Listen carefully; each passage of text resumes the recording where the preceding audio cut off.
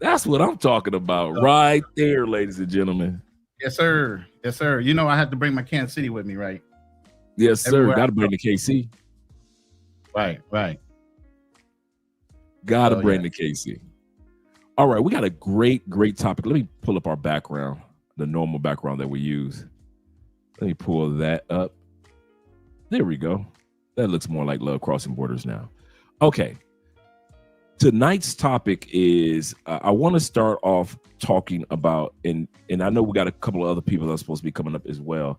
I want to start off talking about, why do you think from doing my homework or my research over this topic over the last couple of years, why do you think that Black people have such a fear of going overseas? I see, and I'll tell you why I say that in regards to government contracting and private contracting, overseas contracting in general. Why do you think that you see whites can invite their sons, their daughters to do contract work? The wifey is doing contract work. The whole family, as soon as dad started doing overseas contract work, he's able to bring everybody in. Why is it that you think that when it comes to Black people, you might see a sister here, 6 months later, you might see two brothers, but it's not as common among our people, even though the opportunity is out there? What do you think the fear is that we have about overseas contract work? The biggest thing is the fear of unknown. One. Two, a lot of people in our community aren't used to traveling, period, unless they were prior military or they grew up in an affluent family where they traveled a lot. So those are two disconnects right there. We don't travel a lot as young people. So we go for what we know. We're used to the inner cities. We're used to our state, but they're not used to actually being comfortable being anywhere other than USA because they haven't had any experience doing it. That's why there's so few of us that have passports. If you really look at it, so many few brothers have actual passports. If you traveled overseas, you are a prior military, or you came from some background or encouragement to want to go overseas because somebody told you, hey man, you got to check this out. Other than that, there's not a lot of brothers around here with passports. And then you got our community itself. Women want to talk down to men. Why you need to go over there? Why can't you do what you need to do here? They're going to shame, insult you, and guilt you to why you want to go somewhere other than that. And I'm going to bring up a perfect example. Right after the Gulf War, they were doing a lot of contract work overseas to rebuild Kuwait and all the stuff we destroyed, right? The contracts are guaranteed $250,000 a year annually. You got 3 to 4 vacations a year. They put you up in a private home. They put your kids in private school. They flew you back and forth. My wife at the time was totally against it. Wow. She did not want to take advantage of that opportunity. Why do you think that was? What in your personal case? Was it based off of many of the things you just said? Yeah, absolutely. And her inexperience, she had dealt with being overseas, and really her overseas life when I was still in the military, because I gave her a choice. I had already deployed to the Gulf, and I was re-upping on my contract. So I re-upped for another 4 years, and I said, look, I'm going to be in the same deployable situation unless we choose an overseas duty station. Now, for the Marine Corps, overseas was technically either Japan as a duty station or Hawaii, believe it or not. Even though it was a U.S. territory, it was still considered overseas. So I asked her, I said, which location would you rather go to? I said, now you already know Japan's going to be a language barrier. So you're trying to go out in the town and do a whole bunch of things. You got to deal with Japanese people, blah, blah, blah. Or we can go to Hawaii. So we chose to go to Hawaii. Right. So she knew what it felt like to be overseas. Now, I tell you, she didn't even handle that well. She ran up, and this is back in the 80s, early 90s. She ran up a $3,000 phone bill calling her mama back in California, brother. I was like, that's enough. I sent her ass back home with the kids. You say with the kids? I was in on-base housing. We were in a comfortable situation. It wasn't like I had to stay in the barracks and it was a whole difficult thing. We were in on-base housing. Comfortable. And she still could not stand being in Hawaii enough that she could not stop running up phone bills. And just hating life. So can you imagine, even though you had an opportunity over $250,000 a year back then in the 90s, Dang. she turned that down because she didn't want to go overseas. She would miss her family too much. So that's another thing, fellas, to consider. If you are married, working abroad and overseas, you got to make sure you got a significant partner that is willing and wanting to take on that adventure and work with you. Or like Andre, myself, and some others, you go find somebody over there that's already there, that's accommodating to your lifestyle. You get what I'm saying? Either way. That's true. Either way. That's true. Hey, Ronin, is there anything that I need to do on this end for you to be able to stream it onto your channel? Oh, I'm already locked in. I'm already streaming. Cool. I just wanted to make sure that yeah. Because I appreciate you being here, man. And the reason why I'm starting off, before we talk about contracts, before we talk about jobs, before we talk, we showcase some of the videos and watching and critique others that are doing it. I just want to rip off the Band-Aid, gentlemen. I just want to rip off the Band-Aid. There are so many opportunities. It may not be 250. It may be 85 or 70,000. And some of you guys, many of us, you see what I'm saying, may not even have 70,000. And the problem is we fear leaving the United States regarding the 70,000. Some people hear the term, the other thing, some people hear the term Middle East or Southeast Asia, and you only go by the definition of what the United States showed you. A lot of you guys don't know what Kuwait looks like. You don't know what Qatar looks like. You don't know what Jordan looks like. You don't know what Thailand looks like. You don't know what the Philippines look like. You're just going by what the government programmed you to think about other countries. So we wanted to rip the Band-Aid off of that fear. Am I correct in regards to that? That guys have that we Americans have a stereotype that keeps us from traveling and taking advantage of these jobs too. Absolutely. I mean, you got people that still feel like Africa is all dirt roads. You got fellas over there showing you they're just as advanced as everywhere else. You still think there's a lot of Africans over there in poverty. You know, the old infomercials where, you know, you give pennies a day and you can give a family a bag of rice. Man, get out of here with that. That ain't going on. Sally Struthers videos. Right. That ain't going on no more. Nowhere. Wow. You know what I mean? Not in no country that you have to worry about seeing that anymore. But that's the mental picture that a lot of us have of some of those countries. Why would we want to go over there? Those people living worse than us. Maybe. Or maybe that's all you've seen that the media wants you to see.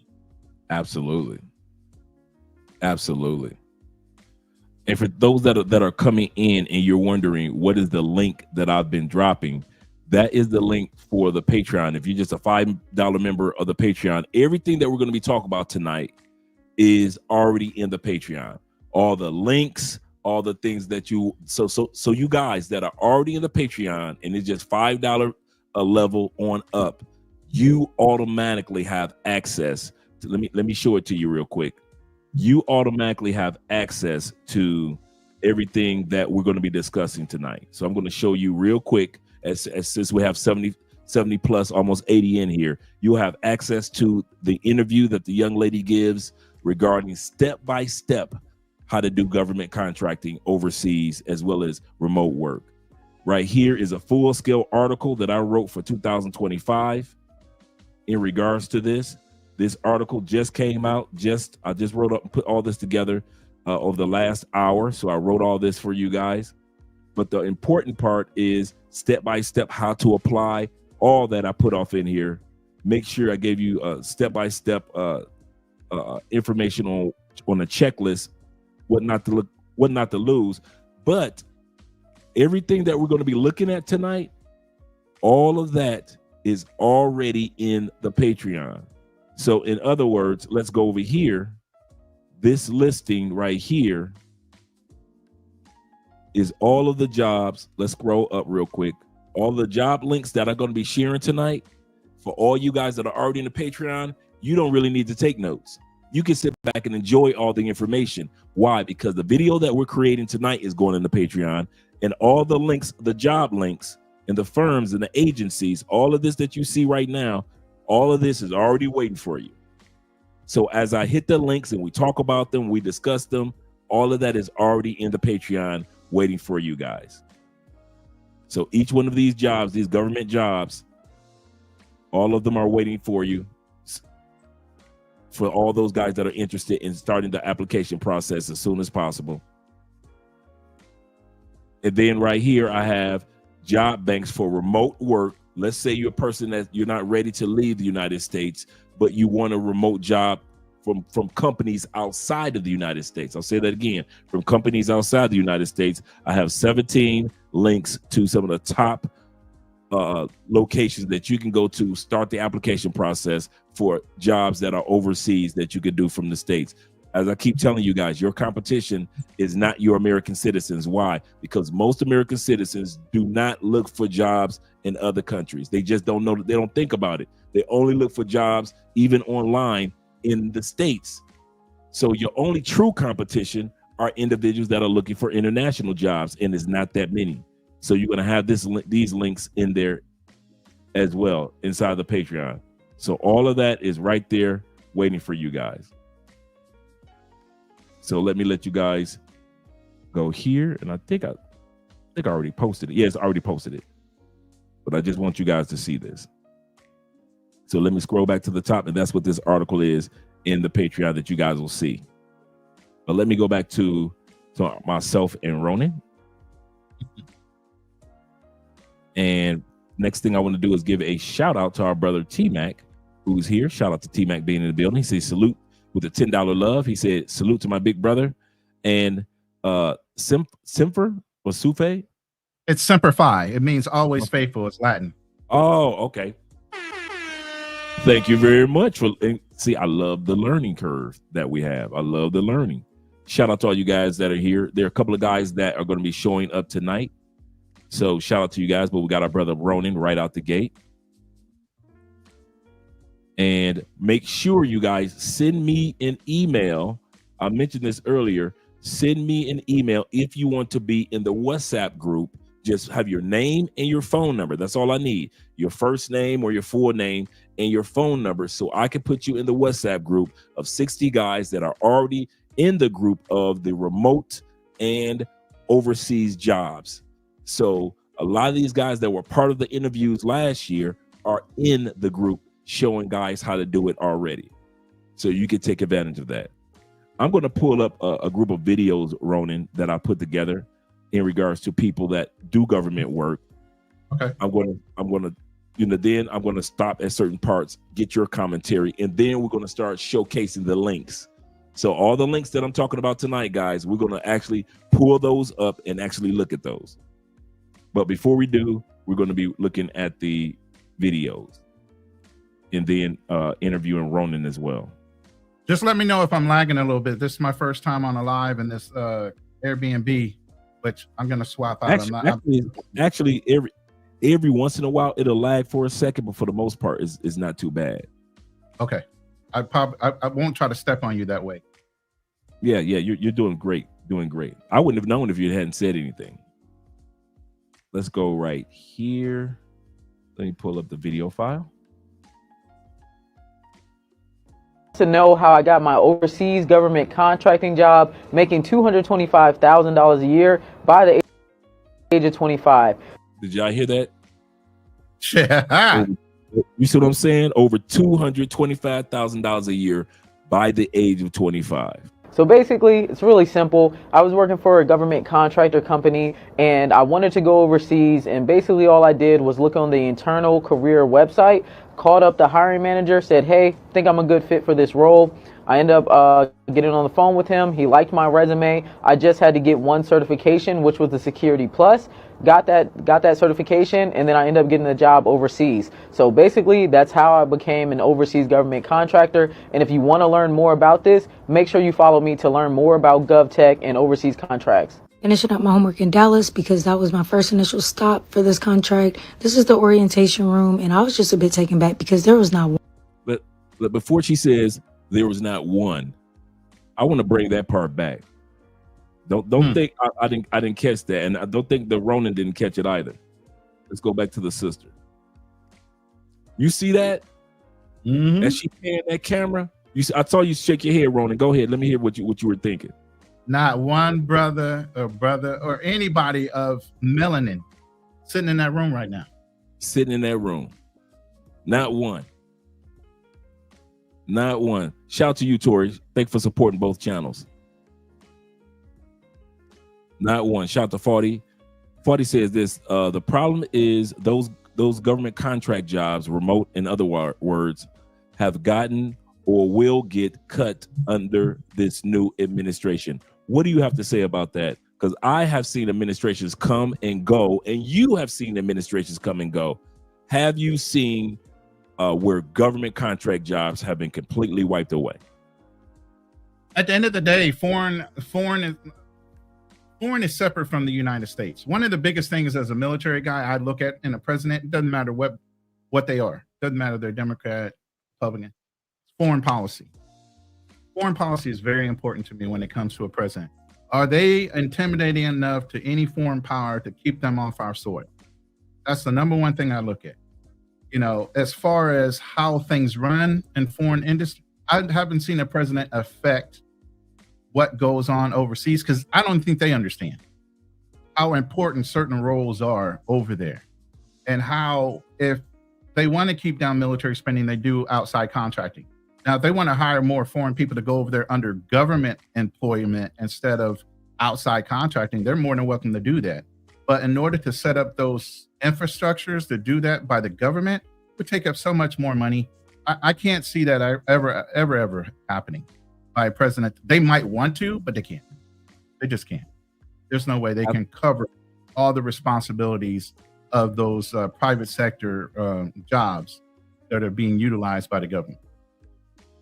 And plus the companies that make, and the recruiters that make money off the contracts will lose more money trying to hire only military individuals to do the job, instead of hiring certain jobs that could be done by your basic civilian that's being brought in from another country. So then I don't know if you understand about background checks, but that is the most difficult process of going through a background check to get certain clearances, especially when you're overseas. You just can't hire anybody to do a job. You gotta clear some, especially depending on the type of job. You know, to this day, because of the clearances that I've had in my life with top secret clearances in the military, I can walk in a gun store where other people are standing there and been standing there for 30 minutes to get a gun. Within 15 minutes, I can walk into a gun store, do my application, pick my gun, pull my rounds, and walk out the door.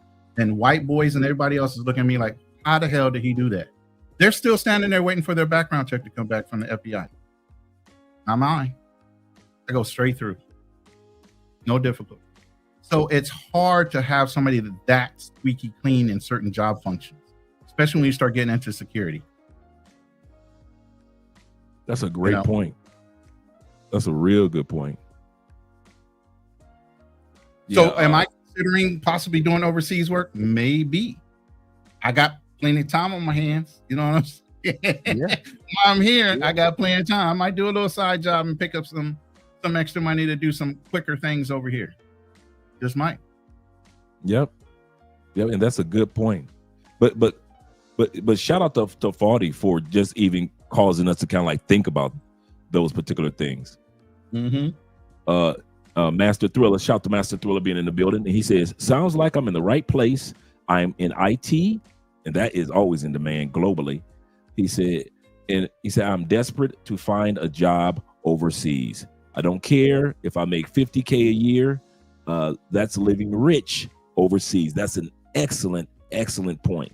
A lot of guys, and you know this well, Ronin.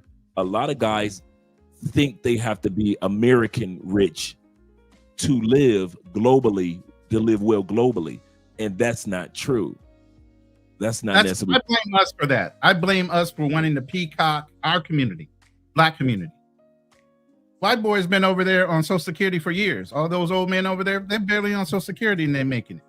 Why do you think you need 80, 100K? You need to be a 6-figure man to be overseas. White boys ain't doing that. It's our mentality that fixes us to think you have to have so much more overseas to compete against what? To compete against what? You're not in America no more. Your expenses are not as great. So what do you need to make all that? I told most people on a lot of the panels I sit on, if you ain't overseas, by the time you get back and you don't have damn near close to an 800 credit score, you should not be in debt. You should be able to pay off all your back debts, all your credit cards, all that should be straight. By the time you get back to the United States, you should be able to walk right into a house if you don't already own one. True, especially if you didn't go over contract. What are you doing with your money if you're not overseas stacking it?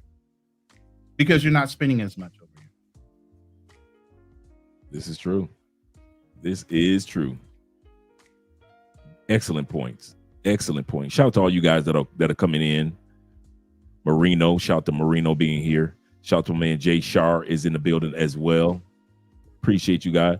True Prodigy is in the building. Salute to you as well, kind sir, as well as the rest of the guys. All right, let's get back to the video, because what we were showcasing was on the video the fact that the young lady, she's at orientation and she ain't seeing nothing. She said, I'm the only female there and we ain't seeing nothing. As she pans the camera, we ain't seeing nothing but the white brothers that are going for these government jobs. Room, and I was just a bit taken back because there was. Now, is that room empty, gentlemen? I'm going to say that again. All you naysayers, that's orientation. I just want you guys to know this. All the video clips that you guys will see, these are all from 2024, 2025. So this young lady was in orientation last year. I purposely made sure any of the clips that you see were not from, oh, well, that was back then. I don't want to hear none of those, because I know black men and I know we like to give excuses. So I made sure that I got nothing but clips from people, government contract experiences, 2024, 2025. So I don't want to hear nothing about where they're not hiring, there's no jobs out there, blah, blah, blah, blah. Have you even tried? Because it looked like our white brothers have tried, and it looks like our white brothers are getting hired. You have anything else you want to add to that? Notice those haircuts. Those haircuts on those on the YTB people over there. They all look like prior operators or prior military. Yep. They let each other know before they get out the military, bruh, this is where you need to be. Right after you walk out the military, you can still stack some more money. Go get into these job functions. You're already used to being overseas. You're already used to standing on foreign soil. Why not make 3-4 times the amount of money? Why come back to the United States and make pennies versus dollars? Real dollars. I am going to also, while Ronin and I are here, I'm going to drop the link for anybody that has already had. I'm not talking about assuming. I don't want to have a conversation about what your cousin did. If you have experience with government contracting, I want you to be able to come up and share your story and give some tips as well. I already know one. Passport Blueprint, hit that link. Passport Blueprint, hit that link specifically. I already know. Yeah, I want you guys to come up and encourage other guys in regards to this genre of job opportunities. One of the things that I noticed, no matter what we do, men are afraid because there's not enough, as Ronin was saying, enough in our community that are actually involved in this. So if you are a person that has actual experience, I would love for you to come up and share your stories and kind of critique. And because in a second, we are going to be sharing some links. I'm going to be sharing some links that you can go to websites that you can go to. So guys, make sure you do that. And all you guys that want to be in the WhatsApp group, that we have over 60 guys that are already in focusing on remote work, overseas work, government contract work. All you have to do is just click my email address and you be able to, that's in the chat, and you be able to just send me your phone number and your first name or full name, and I'll get you in. So far, I have Christopher, shout out to Christopher.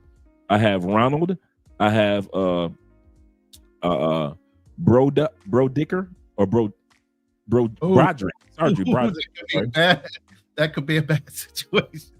I got Broderick. We already got a bunch of groups in there, a bunch of guys in there. I got Kiwazi. I've got Devana or Devanay. I hope I pronounced that correctly. I also have Sean. Shout out to Sean being in the building. I also have Al.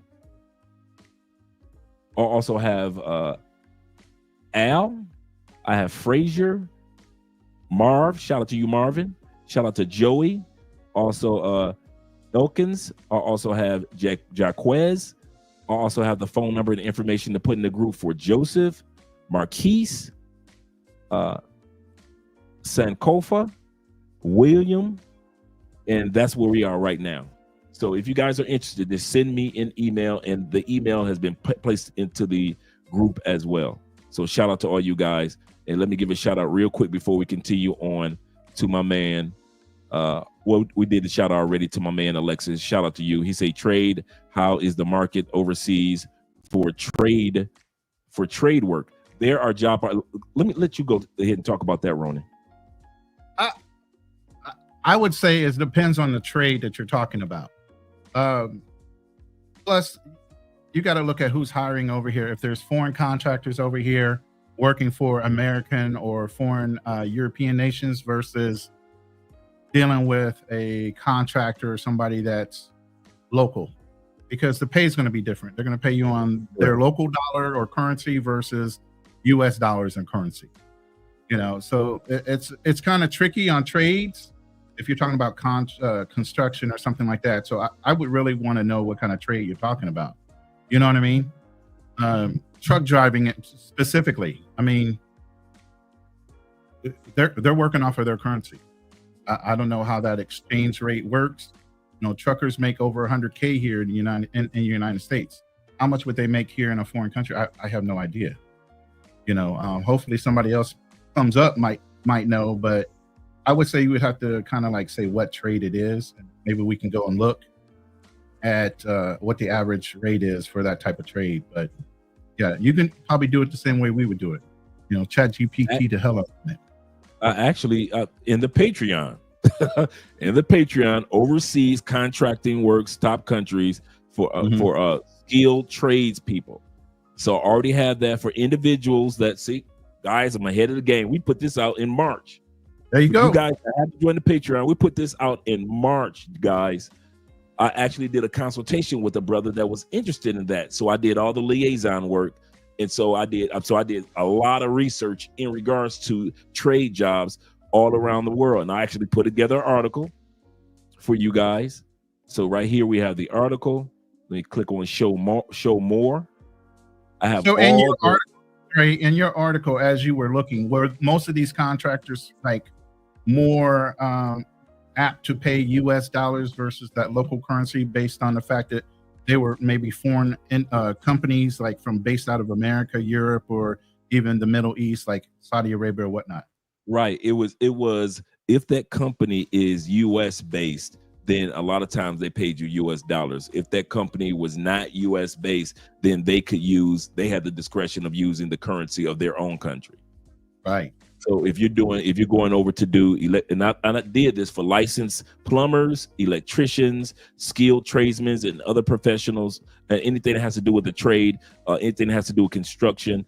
The locations I put in are the Middle East, Europe, Asia, and the parts of Africa and Eastern Europe. How much they average per pay is about $25 to $50 an hour. I put that in. Though some roles are $5,000 to $10,000 contract bonuses in some cases. Most of them I found had free housing, free meals, and free transportation. The average contract for you trades guys are 6 to 12 months, 3 to 6 months, 1 to 2 years, depending on the size of the construction.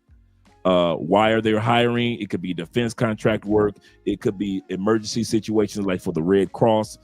In certain refugee situations, and such as also private contract firms are hiring. So all this information that you need, it's already in the Patreon. It's There you already go. there in the Patreon. And so here, this is just one of the companies. You click on there, and you go to the link that I have. I purposely made sure the link took you to the jobs for those particular tradesmen. So if it was plumbing or electrician or so forth. So right now, this link says electrician and plumbing and HVAC in the Middle East. So if you're under one of those, you click on that link and it takes you directly to those job opportunities that are open today. And so you have a whole list of that I created. So we have that right there in the Patreon for you guys. Go. That's outstanding, matter of fact. And I'm part of your WhatsApp group, so you already know. A lot of brothers exchanging information. The fact that Dre's compiling it all and putting it in a place that you can just simply go and look. Man. Yeah, what a time saver. Oh man. And like I said, join the Patreon is only $5. You got a $15 level, you got a $25 level, but I kid you not, a lot of this information I put in because I know, like I said, guys, one brother came to me and I said, wow, that's a good question. And so what I did, I put together, I took 2 or 3 days and did all the homework and the research and put together everything for you hands-on tradesmen. Everybody's not IT. Everybody's not security. Everybody's not ex-military, but some guys are certified tradesmen in the United States, in the UK, in Canada. So I put that together. So shout out to all you guys that are taking advantage of that. Let's head back to the video real quick, gentlemen. I don't want to hold this up, but I do have links I'm going to be sharing tonight with you guys. So let's go back here. And let's add this to the stage. One other woman in this room, but that's here nor there. That's just the contracting world in some senses, especially my job. But my first flight was to London. As you can see, I get to London and I'm so excited because I've never been there before. And y'all, the excitement wore off immediately because these folks done told me I got to catch a bus to a different airport to catch my connecting flight. And that's just not going to work because I don't even have a visa to be in this country. But the lady ends up working it out for me. She lets me fly out of that same airport. So once I get in there, I'm taking pictures of everything. I'm like, this is nice. Like, you know, they ain't got airports like this in the U.S. So young lady's never been to London. She's doing her first government contract job. She's a little nervous because she's got different instructions, but the people there were able to help her out, and she's enjoying herself under her first government contract job. Once again, the videos that you guys are going to see tonight are from 2024 and 2025. So these are not old videos, and these are not just for military per se individuals. So I end up going, making a little purchase. So finally, I end up getting on my flight. They had these little pasta balls. I only get the vegetarian option on international flights because I don't want no mystery meat, but the pasta balls was hitting. I finally land in Jordan, and I'm smiling ear to ear at this point because, for one, I done took like a 19-hour journey, and I'm just happy to be at my final destination. I'm seeing Arabic signs. I'm seeing Zayn Mobile, so I know I'm back for sure. I get to my hotel. I'm just kind of vibing out. I get some food. I act like Mike for a little while because I ain't never ordered room service. And then the next day, my boss picks me up to take me to my job site. He wants to stop at this place called Mr. Chicken, but they got a hamburger on the logo, so I wasn't really feeling that. But they got some food. Then they ended up taking me, showing me my room, and my room looks completely different now. It's all lived in. So I'll give y'all an updated video in the next video and show y'all what it looks like. As I promised many of you in the comments of my previous video, I'm going to let you in on how to get into government contracting. So it's not a big secret, honestly. You could do a little bit of Googling, but to make it easier for you, here's a few things that you're going to need. Specifically speaking for DoD contracts, because that's what I'm familiar with and that's what I do. So one of the very first things that you'll need is the ability to relocate to the city or country of which you're applying for the job. You also will need a security clearance or have the ability to obtain a security clearance. Many jobs will sponsor them for you, and the main job that will sponsor is the military. I'm not telling y'all to join the military, but I am in the military, so I'm going to root for them. I am in the National Guard, which is how I was able to continue to be in the military as well as become an overseas contractor. Though, like I said, you do not have to be in the military. You can look for companies such as KBR, Vectrus, Amentum, Shenega. The list goes on. There's numerous companies out here, depending on your job, that will likely sponsor your security clearance. So let's stop right there, and we're going to look at some of these locations that she just mentioned. So be ready, guys. Let me pull up the list. And we're going to be looking at some of, as I mentioned before, some of the locations that she was just talking about. Where would you apply to be able to get some of those jobs. The second thing she mentioned was you do not, and this is a myth that I had to get over. I had to get over this one, Ronin.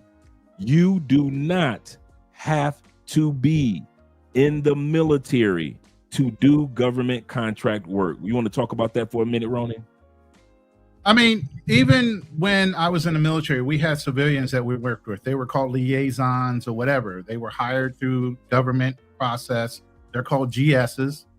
And basically, they were there to assist either the government employee in certain jobs, or they had their own standalone jobs that they were highly qualified for to assist the military or that government agency in their processes. Like security work. You don't necessarily have to work for the government to be in security.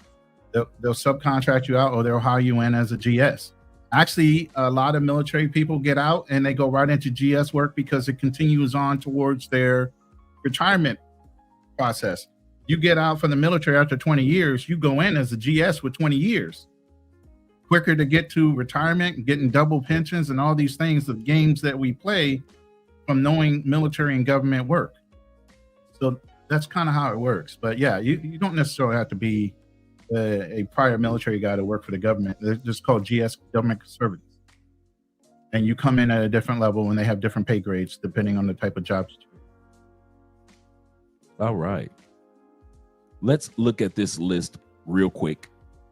Let me blow this up. And she was just talking about the links. Where would you go to go look for jobs? So we're going to look at these.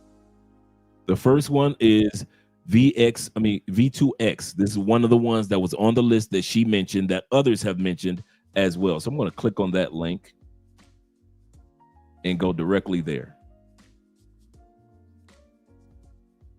And so I'm going to share this link with you guys as well.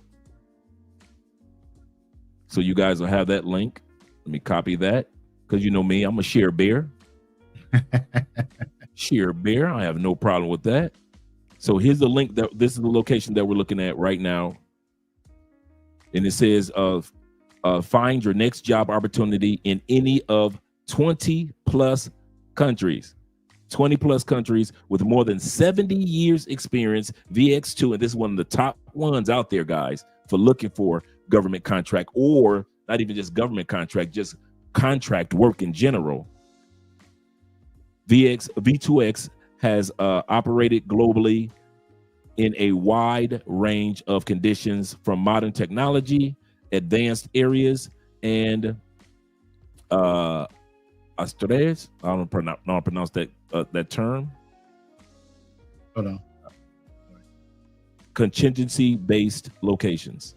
Oh no, I think I'm pronouncing this word incorrectly. Asteria. Asteria. Yeah, that's it. Yeah, Asteria. So now, when you scroll down on the link that I just posted, I'm going to post it one more time, guys.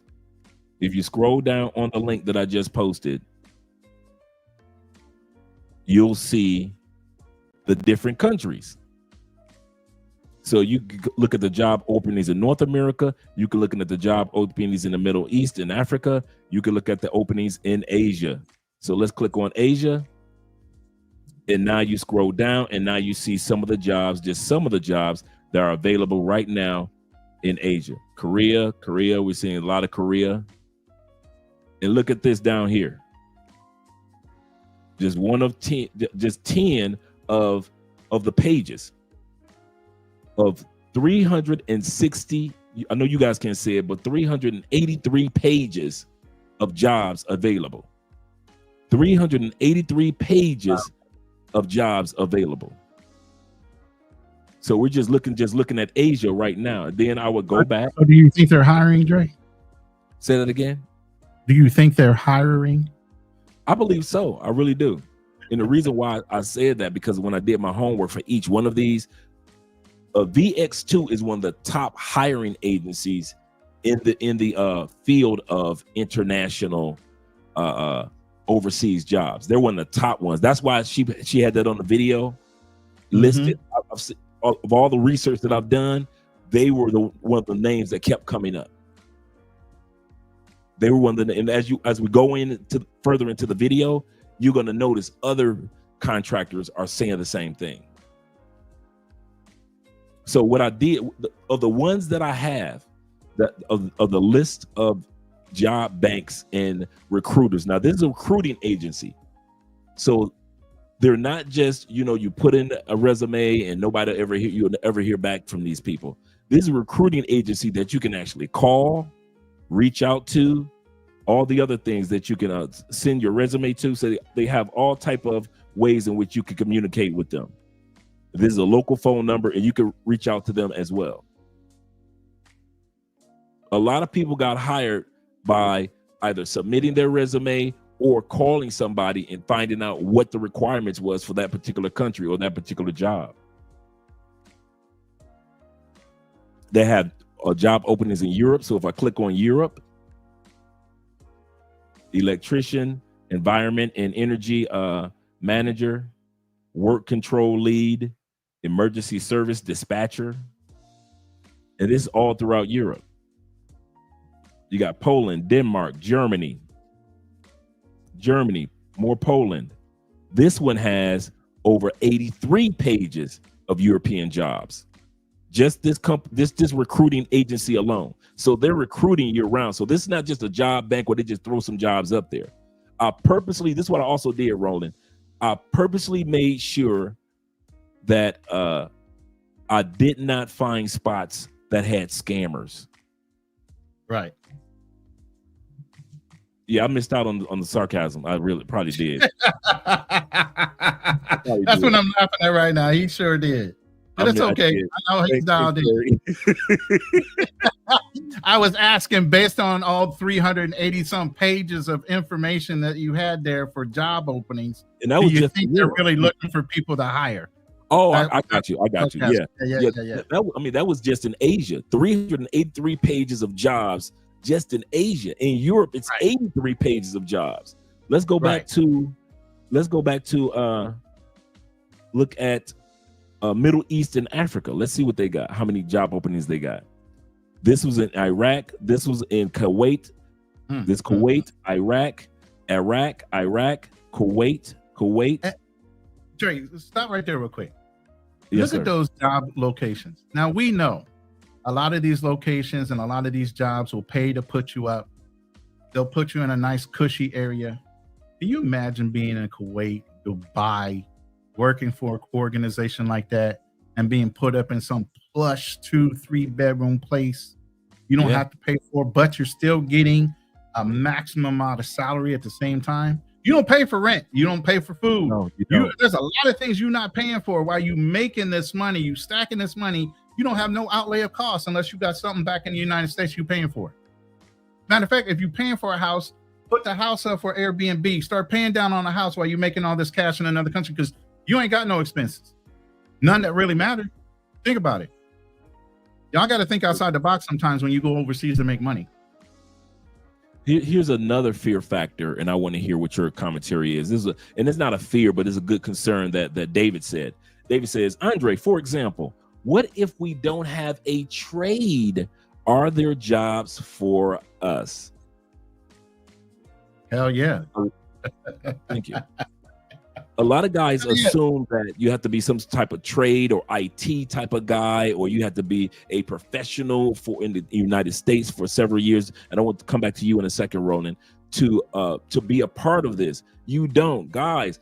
Remember our last brother on here, the last time we did this topic, guys. The one thing Ja said was this: apply. Ja said apply.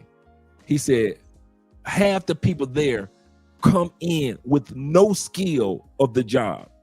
He said most of the people, he said, that's why I tell my sisters and cousins and everybody, come on. Why? He said, I know my sister ain't got no experience in this. My cousin ain't got no, he said, but guess who ain't got no experience? The white boy that bring his cousin over. His cousin ain't got no experience, but his cousin had the audacity to fill out the application. He said, once you're there, this was John said. He said, once you're there, it would amaze you how they're like, we need to make the money off of recruiting. Remember, these are recruiting agencies I'm showing you. Recruiting agencies get paid once you are hired. They don't just get paid in general. Once you are hired and you're starting the job, the recruiting agency gets paid. So they need bodies. And they're not going to fly you all the way to the other side of the world just to say, well, we were looking for somebody with a little bit more experience. No, they're going to sit back and say, how much experience you got? Okay, we're going to train you to do everything else. That's it right there. Yeah, a lot of guys don't know that. They're going to train you. They'll train you for what you don't know. And then if they feel like you're capable of doing something else, they might reassign you. Yep. They see opportunities opening up all the time. As you can see, all the openings they have there. Once you're there, they don't want to process you back. They want to see if they can fit you into something else. If that job was to downgrade, or if they were to phase that part out, because of the experience, the time that you've been with that company, why would they want to fly you all the way back if they feel like you're capable of doing yet another type of job for them? They're not going to do that. No, there aren't. I like what Ja, who was here last time, said also, because he's been doing it since 2011. The brother who was here on the last interview that lives in Thailand now, and I've been knowing Ja for like off and on for like 6 years. Right, and I remember him coming up before. Yeah, he also said that during his orientation for one job, he said, I'm walking down the hall, I'm talking to somebody, and somebody just so happens to mention my name. A recruiter from another company was walking past and said, your name is Ja so-and-so. He's like, yeah. Hey, listen, we'll offer you da-da-da-da-da-da.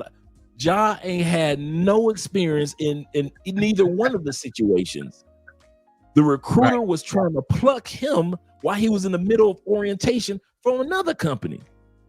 There are other opportunities out there. Remember, I'm dropping the links for these recruiting agencies. So these are not just, well, these are job banks. Hope you get the job. These are recruiting agencies, especially if you get your clearance. And a lot of these companies will pay for your clearance. Right. And so now you got security clearance. They are not going to sit back and send you back. You see this young lady on the video we just saw. She's not ex-military. She's just a young 20-something-year-old young lady among all these white men in orientation. And she got flew out. And they took this 24-year-old kid to her job. And they put her up in a nice hotel. We literally just watched this. And yet and still, after this live stream, I know at least 60% of us will give ourselves an excuse on why it doesn't work after we watched a 24-year-old young sister show you the photo of her orientation, show you the photo of her landing in London, showed you the videos of her at the hotel ordering whatever she wanted to, and then being picked up the next morning to go to work. She, in that one little small TikTok clip, this little sister just showed y'all everything, and as soon as these cameras go off, you will still come up with an excuse with how not to do this. Guys, I need for you guys to do yourself a favor tonight. Tonight, give yourself an excuse to do this. Right. Give yourself an excuse to do this. Tonight, I know the world is saying, don't do the world around you. Why you doing that? That's crazy. Just like Ronin said when it came to his ex-wife, she could have been making $250,000 a year in government contracting back in the day, but yet she let the world around her tell her many reasons why not to. I need for you guys tonight to ask questions as if you are going to. Even if you're not, ask questions as if you've been convinced that I'm going to do this. So let me ask the type of questions I need, such as the question that, and shout out to you, Ronin, for being here. I appreciate you, brother. And anybody else, like I said, if you have any experience, I'm going to be dropping the link tonight. Somebody had a good question. I had a really good question. I can't remember what it was. Shout out to my man Faldy. He said they have jobs for everyone. He said, I've been doing it for 15 years. He said, I've been doing it for 15 years as a lawyer, both with a third-party contractor and a personal service as a personal service contractor. Hey, Faldy, let me know if you've done it on an international scale. If you have, man, like I said, any of you guys that have done any type of international overseas work, government contract work, whether you were in the military or not, Not that you're currently in the military, but that you actually are that you're actually have done overseas work.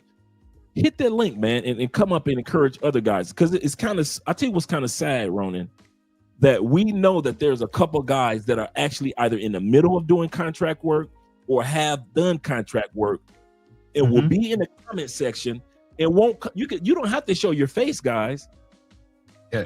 But you won't come up and share the information with your fellow brothers. So I got to do all the research. I got to do all the homework, and you guys have all the experience. Right. So, and then they're gonna G-check you. They'll G-check you if you say something wrong. Right. They'll say something in the comments. Well, Andre, they'll say something. No, that's not the way it works. Then why don't you come up and tell us? Thank you. Help everybody. That's how we work. Help us. Help them. Help us. Help them. We're going Jerry Maguire on this one. Help us. Help them. Okay.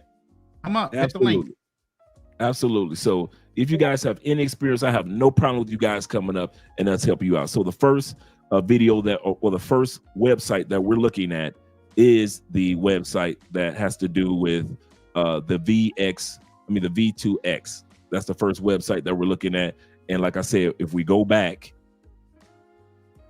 right here, you can actually see Europe, Asia, and even job opportunities to be government contractor in the States. Why is that important? Remember the girl with the dreads in the first video we showed that's making, she said, how did I make a $225,000 contract by the age of 25 years old? She said, I was working for a government contract agency in the States. She said on their job bank board, it had overseas jobs. She said, let me go ahead and reach out and apply to these jobs. Then I'm going to call the recruiter. She said, I told the recruiter, I think I make a good candidate for this job. And that's how the sister, we're going to see her several times throughout the video. That's how a sister at 25 years old was able to get a government contract job making $225,000 a year. While we sitting up here saying it can't be done, this one sister just showed us a video of nothing but white guys in there showing you that it can be done. Everything is not racist, guys. Sometimes I got to admit, black folks scared of everything. Sometimes we got to admit, we're just scared of everything. And we think it's either got to be super easy for us to do it, or it has to have no fear involved. We're grown men. There should be a form of concern, but not fear involved in it. So even with American jobs, let's look at the American jobs under this website. There, and let's scroll down. There are jobs all across the United States, remote jobs, remote, US. And there are, for the US jobs, there are over 471 pages of contract jobs in the United States just on this website alone. You know what? The more I look up this stuff, man, the more pissed I get at us. I really do. You know what? Let me go ahead and share. Just keep sharing this information. Let's go through one more site, guys. Yeah, you know me. We got to go through one more site. The same way. We both October Libras, so you already know. Yes, sir. Okay, the next site we're going to look at, gentlemen. Shout out to all you guys that are here. The next site that we're going to look at before we go back to the videos are the right here. Let me close this one that we just looked at. Hey, Dre. Go, Hold on yes, one sir. second.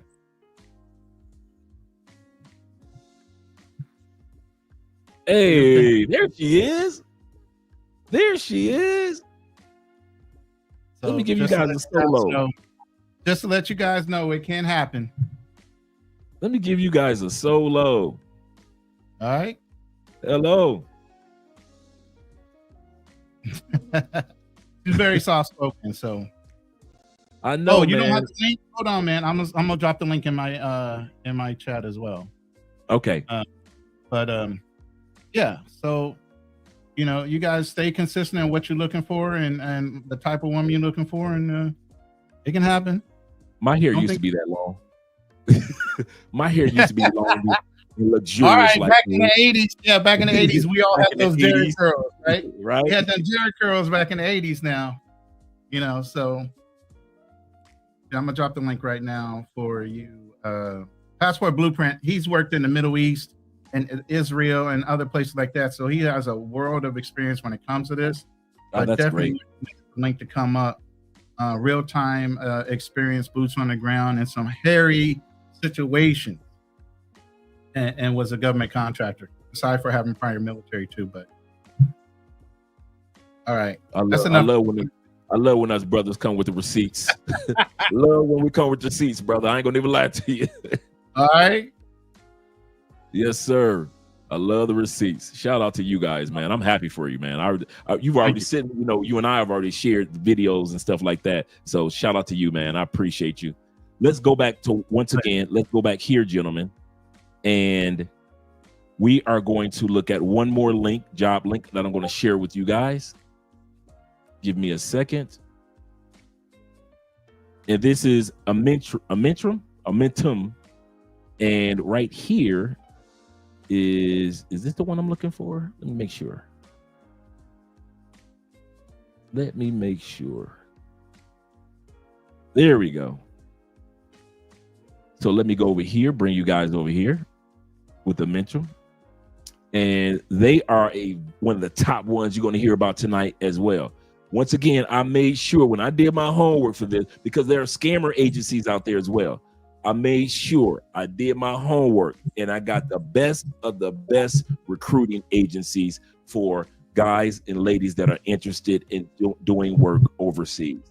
So if it's not, didn't have good reviews, I did the reviews. I did this, man. I did a lot of studying, man. Shout out to my man, No Excuse, being in the building. Salute to you as well, brother. Glad to see you here. Absolutely. So let's go. Yes, sir. And so let's go right here. You see the job opportunities. Many of them are in the United States, Hawaii, Nevada, all the way through the United States. So you have different parts of the United California, Nevada once again. So you have, here's Kuwait right here. On this side, if you guys, let me drop the link for you guys. I'm sorry. I thought I already dropped the link. This is the second link I'm dropping tonight. I'm going to drop about 14 different links tonight. So here's the link for the one that we're looking at right now, gentlemen. All right. Shout out to my brother in the background, showing them some love. Yo. Passport. Hold on for a second, Passport. I'm going to finish off this particular website, and then I'm going to bring you up as far as hearing what you have to say, brother. Glad to see you're here.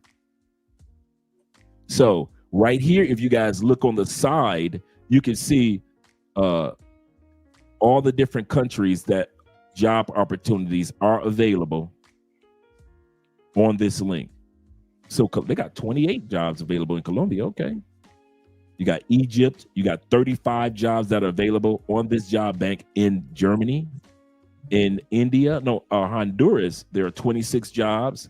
In Iraq, there are 62 jobs on their bank. And then all the way down, you scroll all the way down, you still continue to see Qatar has 40. Saudi Arabia has 20 jobs available. South Korea has 15 jobs.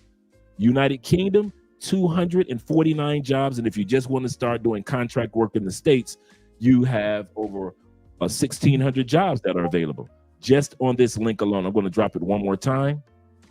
Once again, all you guys that are part of the Patreon, you don't have to write down anything because all of this is already in the Patreon for you. I just created a article for you guys anyway. So all you Patreon members, you can just sit back and enjoy yourself. You can enjoy the links, but it's already in the Patreon waiting for you anyway. Let's bring our brother back up before we get back to the video. Shout out to our brother being in the building right now. Passport Blueprint. Yes, sir. What up, Uncle Dre? What's up, brother? What's going on, brother? Yeah. I personally have never contracted. I did spend time in the Middle East, both the military and the civilian. I've been around a lot of contractors and they schooled me on the game. So I'm going to share that knowledge with you guys. Yes, sir. Basically, well, a couple of weeks ago, I did a video on my channel about people getting laid off, go overseas. That's a good point. Yeah, there are a lot of companies overseas that are looking for foreigners with high skill sets. And if you happen to have those skill sets, whether it be in IT, construction, there are certain countries in the EU that you can go to and get a job, literally. And there's even like you can get a visa just to go there temporarily, just for the purpose of looking for work. Because there are countries that are seriously in need. Germany being one, Finland, Sweden, Switzerland. They are in need of foreign workers because a lot of their aging population is just aging out and they need bodies. So I did a video on that.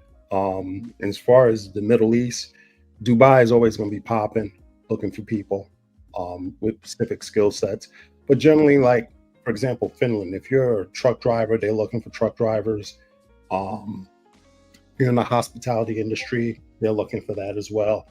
The biggest ones they're looking for, big time, cybersecurity, IT, medical, engineering. The other ones. There was this, trying to remember the other ones, but pretty much off the bat, they're looking for big time. And I know a lot of people got laid off their IT jobs. So if you want to go fish overseas, there's a possibility you can get something overseas. When it comes to the landscape of the Middle East, you know, a lot of Americans have a misconception of what the Middle East looks like. And from your perspective, is the American version, I know what Ronin would say, but I want to hear what you have to say. Is the Americans version or mindset of what the Middle East looks like, is it false? Is it a false narrative? Because a lot of us have it like it's all sand and it's all war and it's all destroyed and nothing is modern. You know how the average American has been programmed to think. But you, I was in Israel, and this is prior to what the whole Israeli-Gaza incident going on right now. Back then, it was just a regular city. It was like everything else, you know. You had your Mickey D's, you had your Burger King, but those were the kosher versions of it. The food's going to be a little bit off because the whole religious thing about the milk and the mother's calf milk and mixing it with the meat or something like that. Something in the Bible about that. I'm not sure. But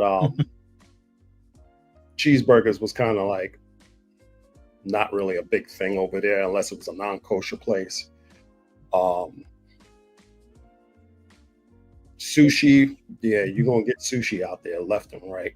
But there was just a lot of changes and stuff. Barbecue, they don't like spicy and stuff like that, so that's just the food stuff. But lifestyle wise, I was in Tel Aviv, beautiful city, very vibrant.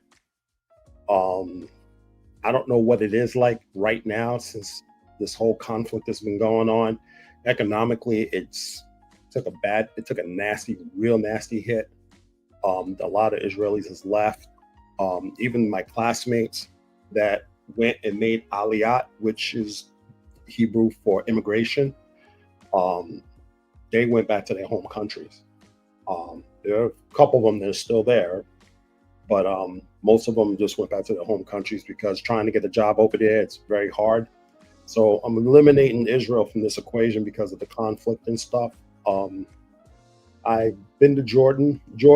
I like Jordan. Jordan's a really cool place, especially if you're into archaeology and outdoor stuff. You can have a lot of fun. Jordan's a really good city. Plenty to do in Amman. Places to go, places to eat, good food.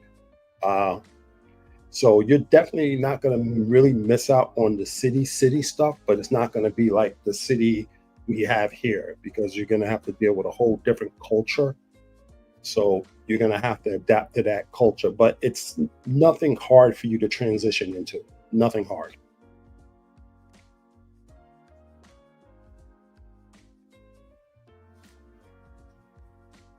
Did we lose Dre? We lost Dre? I don't know if we did or didn't, bro. I'm back. Man. There he is.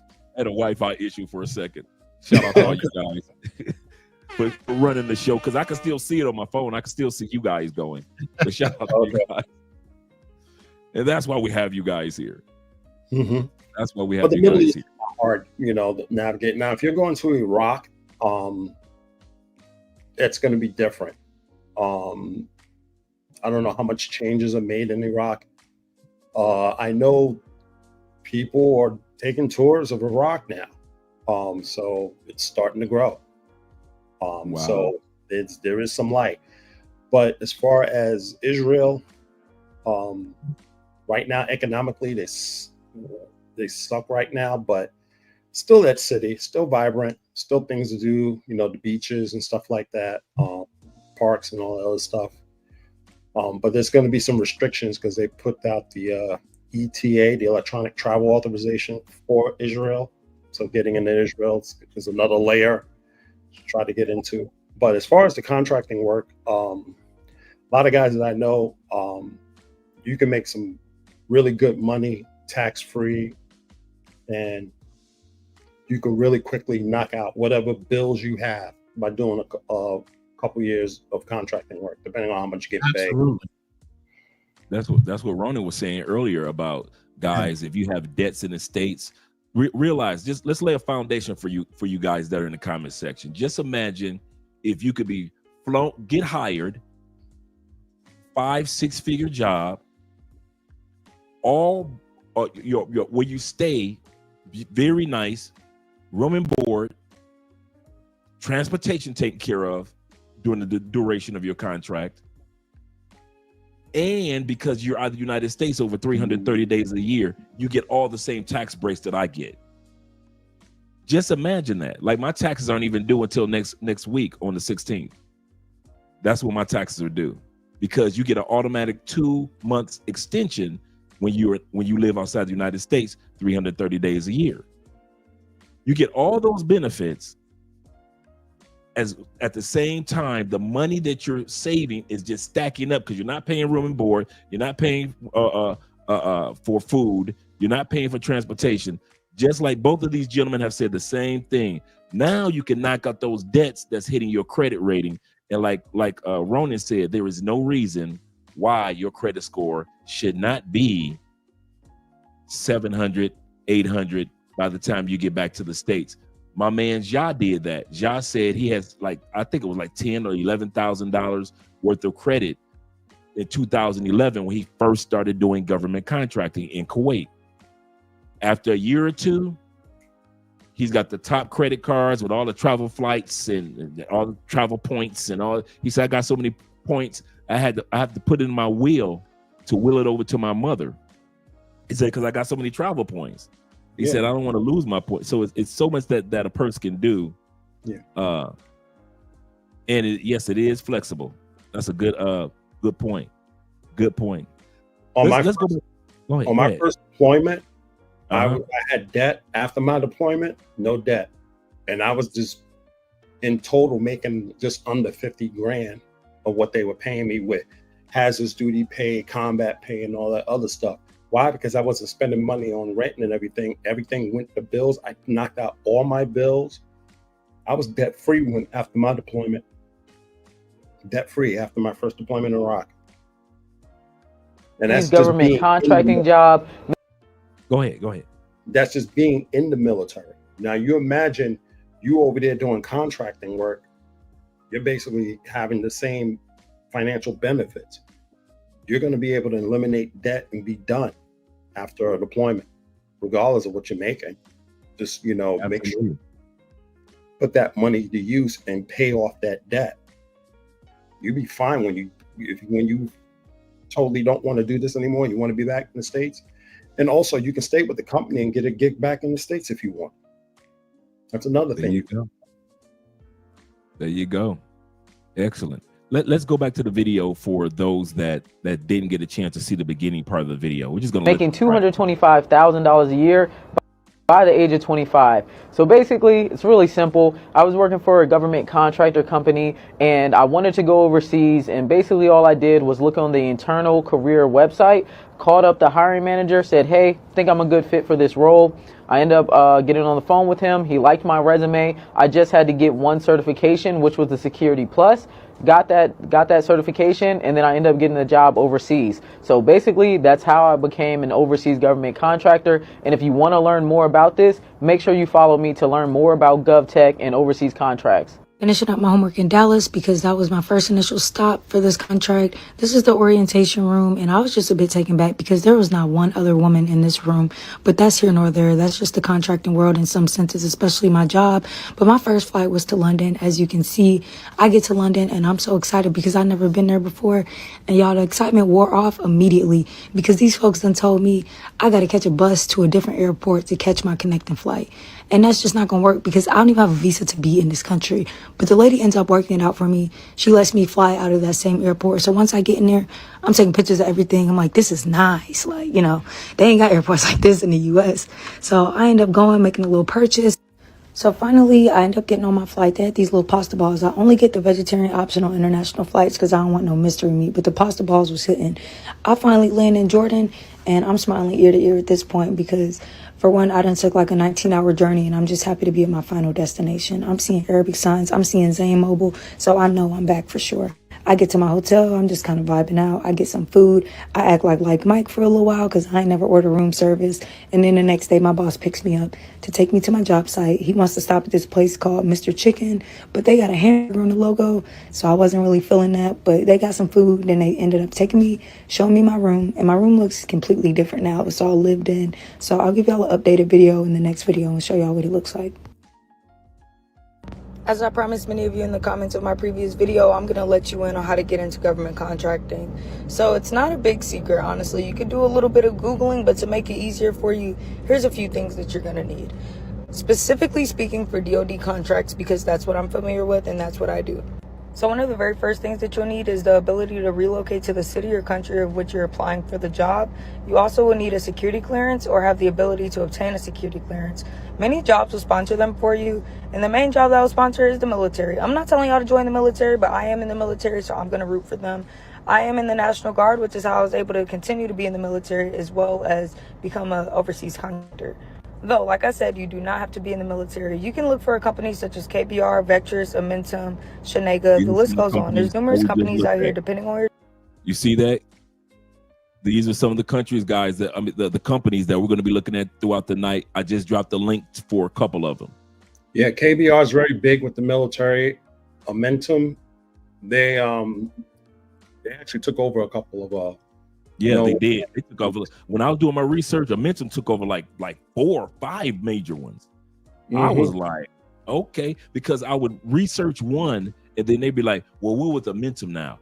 Then I would research another one. They're like, we're with Amentum now. So I just went directly to Amentum because that's about 4 major companies, recruiting companies, kind of like merged with Amentum. I was like, well, let me just go ahead and get with those companies right out the gate. So you guys are Amentum is the links that I've been dropping right now, and the other one that I just dropped was V2X. I forgot what their name was before, but they changed it to V2X, and they're one of the major ones as well. Do you have that will likely sponsor? Say that again. Do you have Constellus? Let me see if I got Constellus. I believe I do. I got CAC. I've got Ledios. I got KBR. I got Paraton. I've got US Jobs. I got security clearance jobs. I got Go Government. I got Morgan McKinley. I've got AirSwift. I've got, these are all the links I'm going to drop for you guys tonight as well. These are all recruiting agencies. I've got Maganaut Support Services. I've got Hayes. I've got Cyber Sector. This for you IT guys. I got Guardworld. No, I don't think I have that one. Okay, I'm gonna toss some in the chat for you. Okay, cool. Cool. That'd be perfect. SAIC is another known one.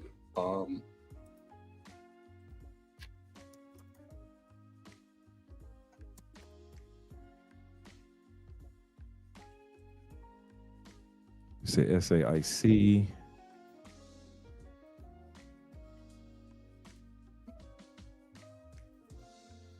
Okay, I've got SAIC pulled up, so I'll be sharing that with guys.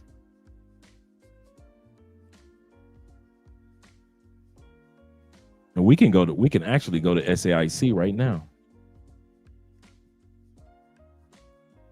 Oh, okay, cool, perfect. Yeah, Bose Allen Hamilton's another good one. Thank you, T-Mac. Yeah, I know Bose Allen. I got Bose Allen as well. Okay, got him. Cool. You got Khaki? No, I don't. Drop that one for me if you don't mind.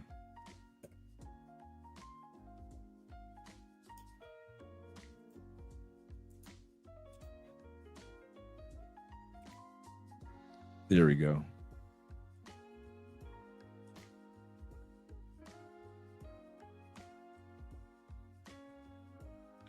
Oh, who else is out there?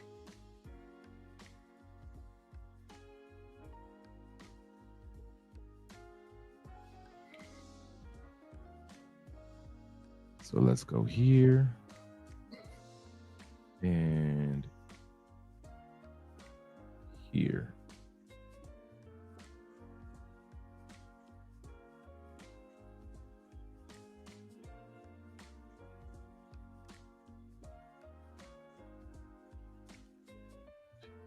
Glad to have you here, man. Sharing the knowledge. Where did Ronin go? Disappeared on us. Right?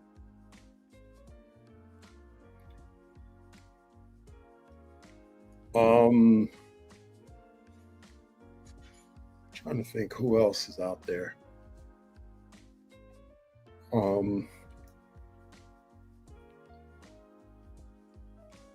So I'm going to be sharing these links with you guys. Well, the links are being shared. So he has a brownout in the Philippines. That's what happened. Oh, that's what happened. Okay. Yeah.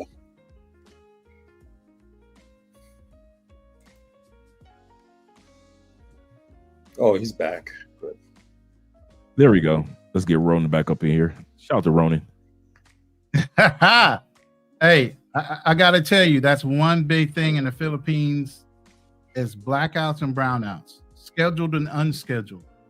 Ridiculous. You definitely got to have a generator once you get settled in here. So I actually mailed myself one that's an electric one, but once I get settled into a property, I'm going to get a motorized one as well. Oh, I got you on that one. I could feel you. I can understand that.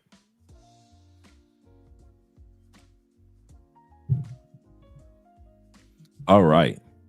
So let's continue on with the video. And thanks for those links. He said, I'm running out of paper, Dre. all these links, even the new links, are going to go into the Patreon. So that article that I have in the Patreon, don't worry about it, guys. All the links that are being shared tonight are in the Patreon, including these that'll be pulled up are going to be in the Patreon as well. And I also got a couple of job websites from the UK and stuff like that. Want me to toss that in? Oh yeah, definitely. I've got this one. I'm going to talk about this one tonight.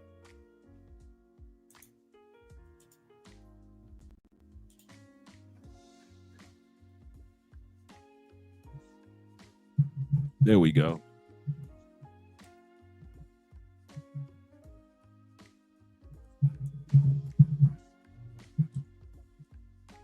So make sure that you guys get these links, save them somewhere, email them to yourself. Remember, all of these are going to go into that WhatsApp group as well, guys. So if you want to join the WhatsApp group that is dedicated to overseas jobs and remote work, all you have to do is email me. Here's my email once again.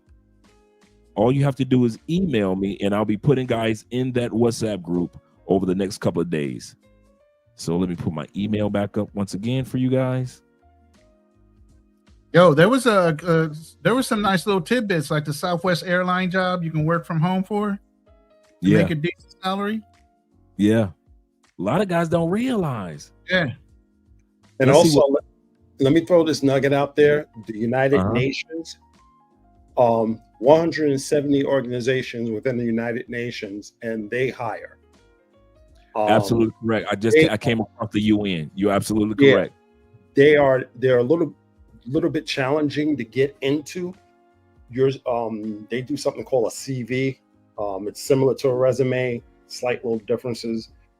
But I did a consultation with one of the company that helps people try to get jobs in the UN. It is competitive. We're talking, you're fighting for, a position, 8,000 to 9,000 applicants for particular positions. You are most likely going to get a job in a place that a lot of people probably don't want to go to.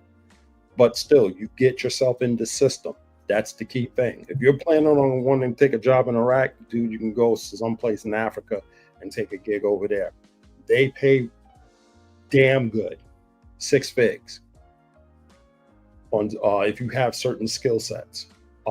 Like, for example, program managers. I've seen program manager jobs starting at about 100 and 120, depending on the location. I've seen bodyguard jobs down in Colombia, down in Bogota. Those are going to be kind of hard to get, but if you can get them, you need some serious experience, and they're looking for some like major. You got to be a shooter like myself and Ronin to get those type of jobs. Right. But they're out there, and you got a lot of guys that want to be in this country and that country. Even Thailand, there's jobs out there with the UN. If you can get those jobs, great, but you better make your CV, your cover letter, you got to shine like a baby, because you're going to be competing against a lot of people. Or you can go to these places that people don't want to go just to get in the system, and then work your way around the system so you can get to another location. Spend a year or two at this location. Now you're in the system. Let me go put in a transfer for here, or let me apply for this one over here, and just try to steadily move up. That's the way you can do it that way. A lot of guys don't understand that. Once you take a job, you should be able to. Oh, my bad, Ronin. It's okay. Say that again, you should be able to laterally move from one position to another. Don't become stagnant at a certain position where you hate your life. Get in the system, get them used to your job performance and everything else. Always looking for the next step up or a lateral move to another position. Never stay stagnant in one position unless you damn love it, because they'll get rid of you the minute you lack performance. So why wouldn't you be already shopping for something better if you're not happy? Absolutely correct. Absolutely correct. Let me drop the links one more time for those two that we just looked at. Well, actually, all the links that the Passport just dropped, those are there. And let me drop the other 2 links that we looked at thus far, which is V2X. Let me drop that one more time. And then we're going to go back to the video, because there's a lot of the questions that you guys will have, they're also in the video as well. Yeah, that first video you played, Andre, I'm on her website. Simone B. Yeah, she got some really good stuff on her website, and I was trying to look for it actually. I came across it the other day too. And if I had enough time, I would have reached out. It was my fault though. I had such a busy week this week. I would have reached out to her to have her on the show. The sister with the dreads. I would have reached out to her because her website is very set up to help and assist individuals that want to get into government contracting. So if you want somebody that can assist you on that end, the sister's been doing it. Like she said, she started making $250,000 at 25, and she's all over TikTok when it comes to this. So she's been on what's that? The Insider. the television show in the news, the Insider. She's been on there. Just this is the funny part. Not because she's doing anything amazing, it's just because she's one of the few that has the balls to do it. That's the sad part. She's one of the few sisters and among the brothers that's willing to go out there and get these jobs. She's right. not like, yeah. She's a millionaire. What'd you say? She's a millionaire. At this point, you're making $250K. Oh, yeah. And you bagging the majority of it, you gotta know that she's doing great investments. She's not. Oh yeah, you can imagine how much she's flipped her money. She has. Think about all the years she's never had to pay rent. She's never had to pay room and board. She's never had to pay for her food. Even if she bought a house, she's Airbnb-ing it, or she's leasing it out and still making the money over top of her mortgage that she would need to pay for it. She can go back home to a paid house and never lived in it once. Her condo is off the chain in Atlanta. Well, I can imagine. Oh, I've seen that. She's showing that, man. She doing big things. She's a rock star. She's a straight up star. Kawazi, you might have to scroll I've only dropped 2 links so far, but the other links you guys should scroll up and be able to see, especially on Ronin's channel. Right. All of those links should be there. So I'm going to share those links. I'm going to share those links also for you guys over here. The UK link, just in case you guys aren't seeing it, because I'm watching from Ronin's channel. I have my channel on my phone, but I'm actually watching from Ronin's channel as well. Shout out to all you guys over there. Did you answer my query? I have a question now that says, would you do government contracting in the future? 100% of the guys that answer say yes. Nobody said no yet. So now that you know, there's your option. Yeah, because a lot, and I've heard that as well. It can be so addictive to not having to have all these expenses and being able to, get yourself out of any type of debts that you have in the States. Guys like, I'm not going back there, especially on what's going on in the administration. A lot of guys are like, man, I'll just stay doing my contract work and I'm good. And then, as you guys were saying, once the doors open for you in one contract job, all of a sudden you find yourself, everybody else reaching. And what made me think about that, Passport, as a academic college recruiter for 20 years, once I got hired from one college, my LinkedIn was blowing up. I could work at colleges in California, Georgia. That's why I lived all over the country, because people were offering me more money as my resume got better and my positions got higher. I was getting more offers. And like I tell guys right now, I've been out of the States for almost 9 years. I still get job offers on my LinkedIn. So do I. I still get job offers. Like, Andre, we need to talk to you. They're like, hey, if you just want to do it online, you can do it online. I still get those people reaching out to me. Yeah. And guys, do me a favor. Seriously, when you get these jobs, do not have your significant other have access to your account. Your money will disappear. I'm serious. How many guys I knew that went overseas, made a bank full of money, and came home? Where did my money go to? Wow. Do not, if you make this money, put it in their own separate account, bank it up, and take care of business when you get back home as far as bills and all that other stuff. You handle the bills. I'm being honest. Especially you coming from overseas. Now, come on. These women ain't used to seeing that kind of money, let alone manage it. And most of you gentlemen are older. How are you looking, turning over your accounts to somebody younger than you? They ain't used to seeing that kind of money in their life. And you have to learn discipline around money. And you know how long it took you to learn. That's another blessing I had with Andrea. I ain't gonna lie. Andrea, part of her career in accounting is doing the bookkeeping work for several major franchises and companies around Cali. So she's used to doing everything from managing the books for bars to pharmacies to what's the other client that she has? Hardware stores. So that's the other blessing I have of being with somebody that's accustomed to being around certain amount of monies. Like it is what it is compared to, compared to like what you gentlemen were saying, guys sending money back home to the States to women that ain't used to seeing that type of money at all. And he ain't here to say nothing. You aren't even there. But then the families get involved. You ain't get to tell him. All of a sudden things come up like you're dealing with the chick overseas. Oh, my mom and dad are in the hospital. Oh, we need a little extra money. Nah. Don't even let it start happening. Lock that down real quick. There's no way somebody has money management better than you. And if you got problems with money management, like Dre said, if you got a woman that's good with money and she's good with money and y'all married, again, the key word there is married and you trust her. Facts. Don't just give access to your money just because. Don't do that. A fool and his money will soon be departed. Yes, it will. Yes, it will.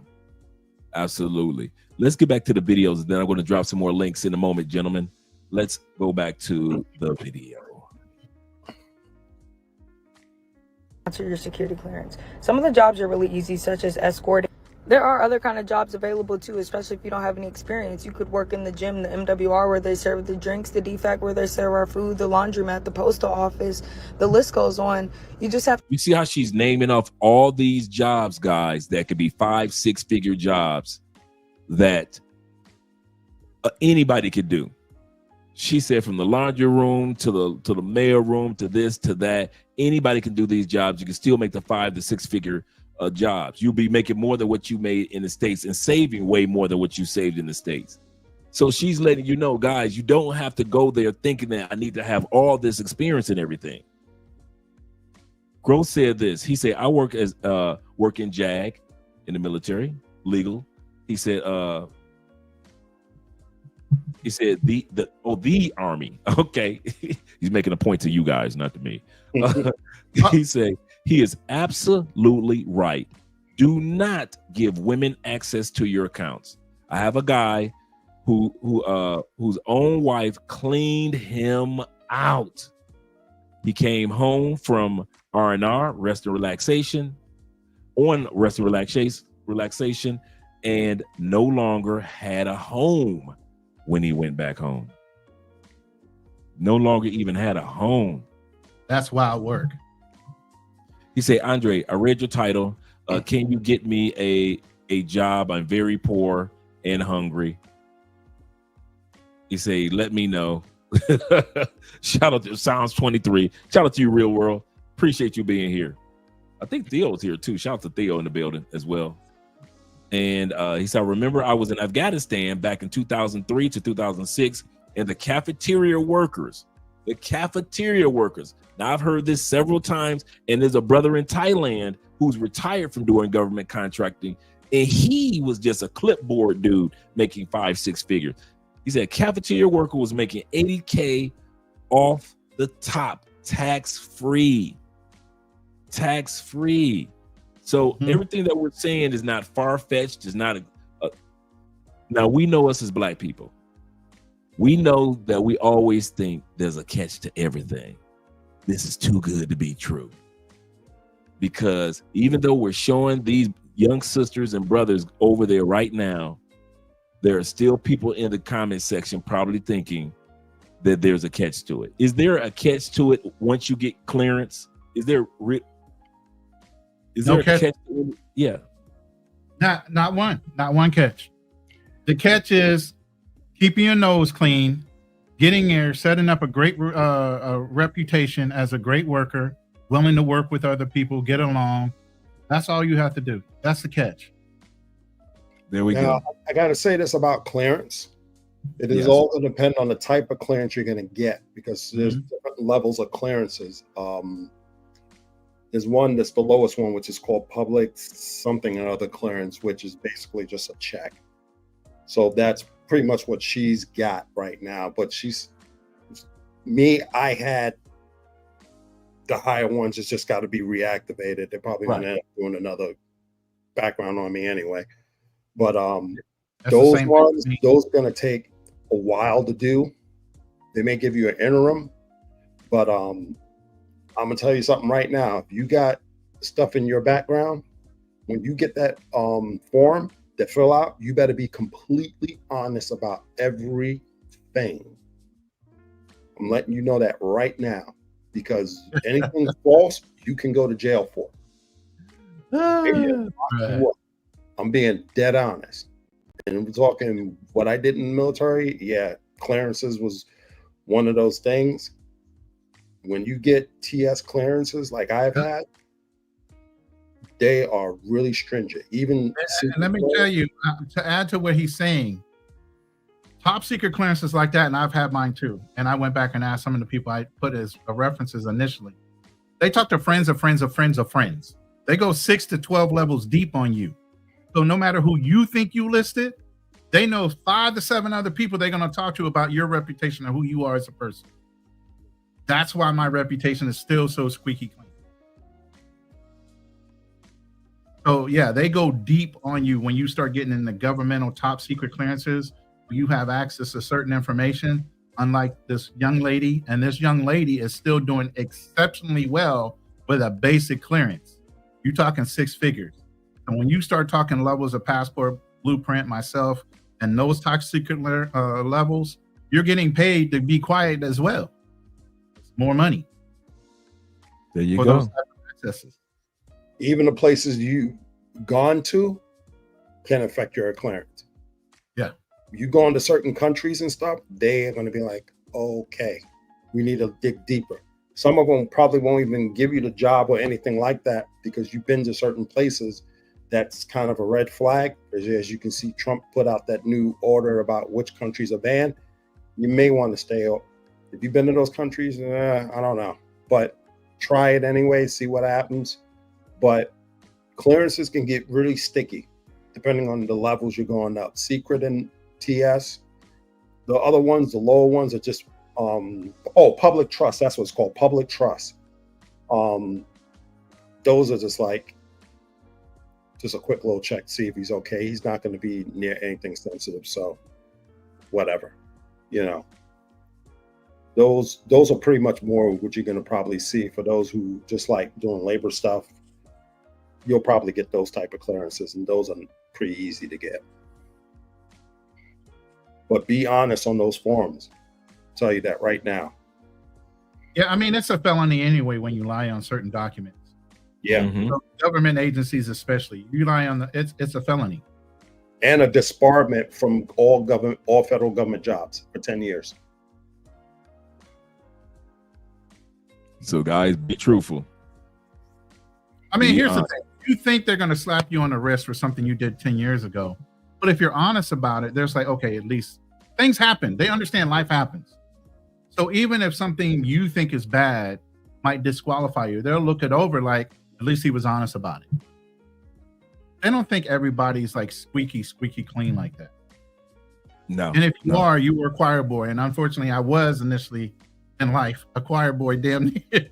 I was always in church when I went to military. So it wasn't nothing they can find on me anyway. But now if I had to go and do a re-interim or reactivate my top secret clearance, I would have to be honest about whatever questions I had, even though I had a prior one, and I would be. And if they took it to say, no, we can't give you that high, but we can give you this. But I didn't lie. That's the whole thing. You might not get that ultra high top secret clearance, but you still get a clearance for telling the truth. Just tell the truth and let them figure it out. Mm-hmm. You don't have to lie. And if you got any debt that's lingering right now, I suggest you find a way to start paying it before you start applying, because they're going to look at that too. All right. Now we got all those tips, and we're going to be having my man Free Gamer coming up in a few moments. But let's get back to the video. Thanks a lot, guys, for all the information that you're sharing tonight with all of us. And we got more links and more websites that we're going to be sharing. Remember, once again, all you guys that are looking to join the WhatsApp group that we have that's been around for 6 months, there's over 60 guys in there, and you want to be a part of that group that are focusing on online jobs, remote work, government jobs. We have a WhatsApp group of guys that share nothing but that information. And so If you want to be in, shoot me an email. I already dropped my email several times. So far, I have Chad, Bill, Joseph, Javon. I hope I pronounced that. Javon. Also have, I'm about to say Prime Video, but that's my Amazon Prime. But Christopher, Lester, another Christopher. Christopher sent me two, so I got you twice, Christopher. I've got Ronald, I got Broderick, and so forth and so forth. All you guys after Broderick, I already have you. I already mentioned you guys all the way down to William and El Ray. But I have you guys, so you guys I'll be putting you into the WhatsApp group. All you have to do is make sure that you give me your name and your WhatsApp phone number, so I can put you into the group within the next couple days. And so it'll be more than 60 based off of what we see. And you guys will be having all the information that's in there. If you want to support the channel, we also have all this information in the Patreon already. Every link that we're talking about tonight for all you guys are basically already in the Patreon for you Patreon members already. So you don't have to worry about it for all you Patreon members. So I'm going to drop the link for the Patreon as well. Anybody that wants to support, it's only $5 to join the Patreon to get all the information that we're going to be talking about tonight. Shout out to Passport Blueprint for all the contract information that he's sharing as well. I just dropped the UN one. Go ahead. I dropped the UN one for you, Andre, if they're interested. Oh, cool. Yeah, because I saw the UN one earlier, but I wasn't sure what guys would want to think about whether it be the UN one, but it was just like how you described it. Absolutely, it was just like that. It's so many positions out there that you gotta be a different breed to get the UN job, but they're available. They really are available. Yeah, and language skills, guys, I highly recommend that: speaking, listening, reading, writing. So Duolingo is not the only thing you're gonna have to do. The Pimslers, yeah. Yeah, you got to really learn the language if you're going to go to because some of them will require that. Absolutely.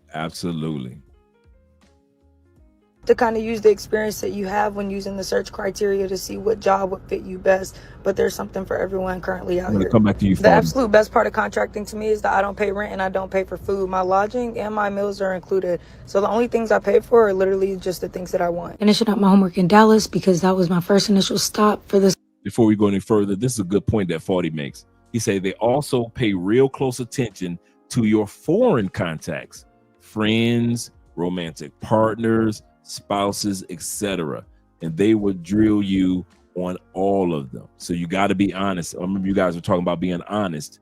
So you got to be honest regarding your interview and your application. So that's a good point. Contract. This is the orientation room, and I was just a bit taken back because there was not one other woman in this room, but that's here nor there. That's just the contracting world in some senses, especially my job. But my first flight was to London. As you can see, I get to London and I'm so excited because I've never been there before, and y'all, the excitement wore off immediately because these folks done told me I gotta catch a bus to a different airport to catch my connecting flight. And that's just not gonna work because I don't even have a visa to be in this country. But the lady ends up working it out for me. She lets me fly out of that same airport. So once I get in there, I'm taking pictures of everything. I'm like, this is nice. Like, you know, they ain't got airports like this in the US. So I end up going, making a little purchase. So finally, I end up getting on my flight. They had these little pasta balls. I only get the vegetarian optional international flights because I don't want no mystery meat. But the pasta balls was hitting. I finally land in Jordan, and I'm smiling ear to ear at this point because, for one, I done took like a 19-hour journey, and I'm just happy to be at my final destination. I'm seeing Arabic signs. I'm seeing Zayn Mobile, so I know I'm back for sure. I get to my hotel. I'm just kind of vibing out. I get some food. I act like Mike for a little while because I ain't never order room service. And then the next day, my boss picks me up to take me to my job site. He wants to stop at this place called Mr. Chicken, but they got a hamburger on the logo, so I wasn't really feeling that. But they got some food. Then they ended up taking me, showing me my room, and my room looks completely different now. It's all lived in. So I'll give y'all an updated video in the next video and show y'all what it looks like. Hey, real talk, man. Look, I'm finna put a lot of y'all on game, bro. If you in the States and you like struggling, you know what I'm saying, to find a job, or you struggling because your salary kind of low, you need to become a contractor, bro. You know what I'm saying? You got certain companies like Vectress, which is called V2X now. You got Floor, DynCorp, KBR. Just go in there and search something like you qualified or certified to do. Or even if you ain't, just still fill it out, you know what I'm saying? Find a recruiter and you're gonna get to the money, man. Tax-free money. You get to live for free. You get to eat for free. You get to travel. Man, it's the life, man. It's life-changing for real. First of all, you gotta be ready for this heat. You know what I'm saying? It's our little chill area right here. Got dishes in the tank. You know, we got the cat food, etc. The cushion for the seat. But yeah, about 200 and my bad, I'm tripping. It's about 120 degrees out here right now. Straight humidity. It's mad hot out here. Mad hot.